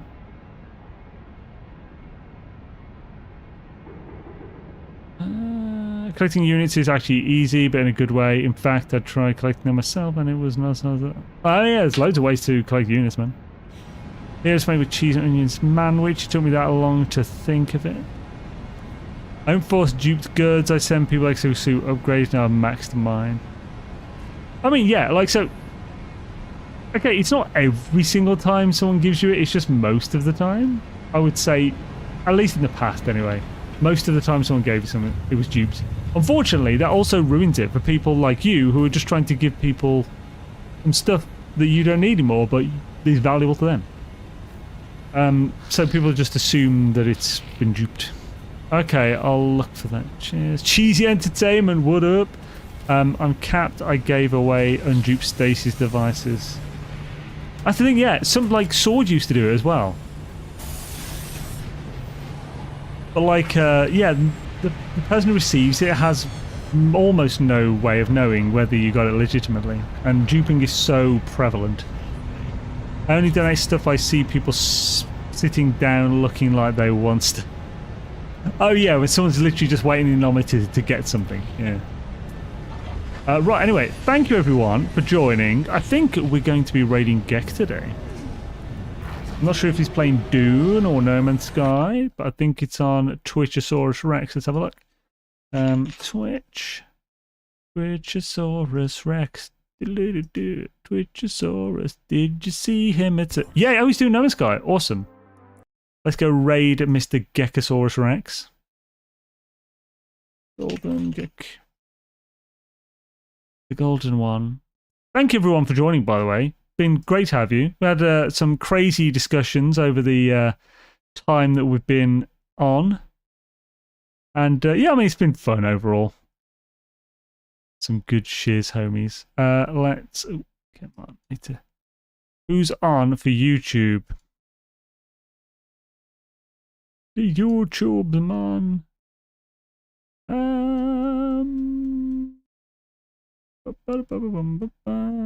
Alexi check with Valheim immersive moda prep.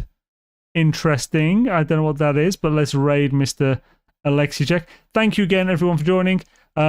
Next stream will be Tuesday with Dune. It will be on Twitch only, like it has been for the last couple of weeks. Primarily because I don't really want, like, I'm never sure if it's good to stream something I'm not making videos for in the middle of making videos for a different game type thing. And just because we're kind of finishing things off in Dune, just seeing what's new, we're not doing it like a long term again. Just having fun. On Thursday, it's going to be a group of us doing some crazy spice gathering. You should definitely check that out. Next NMS Guy streams obviously Sunday. I have a video that I'm working on that hopefully will be released tomorrow. Let's keep an eye out, and thanks everyone for joining. Have an awesome one. Peace. There's an unnamed building.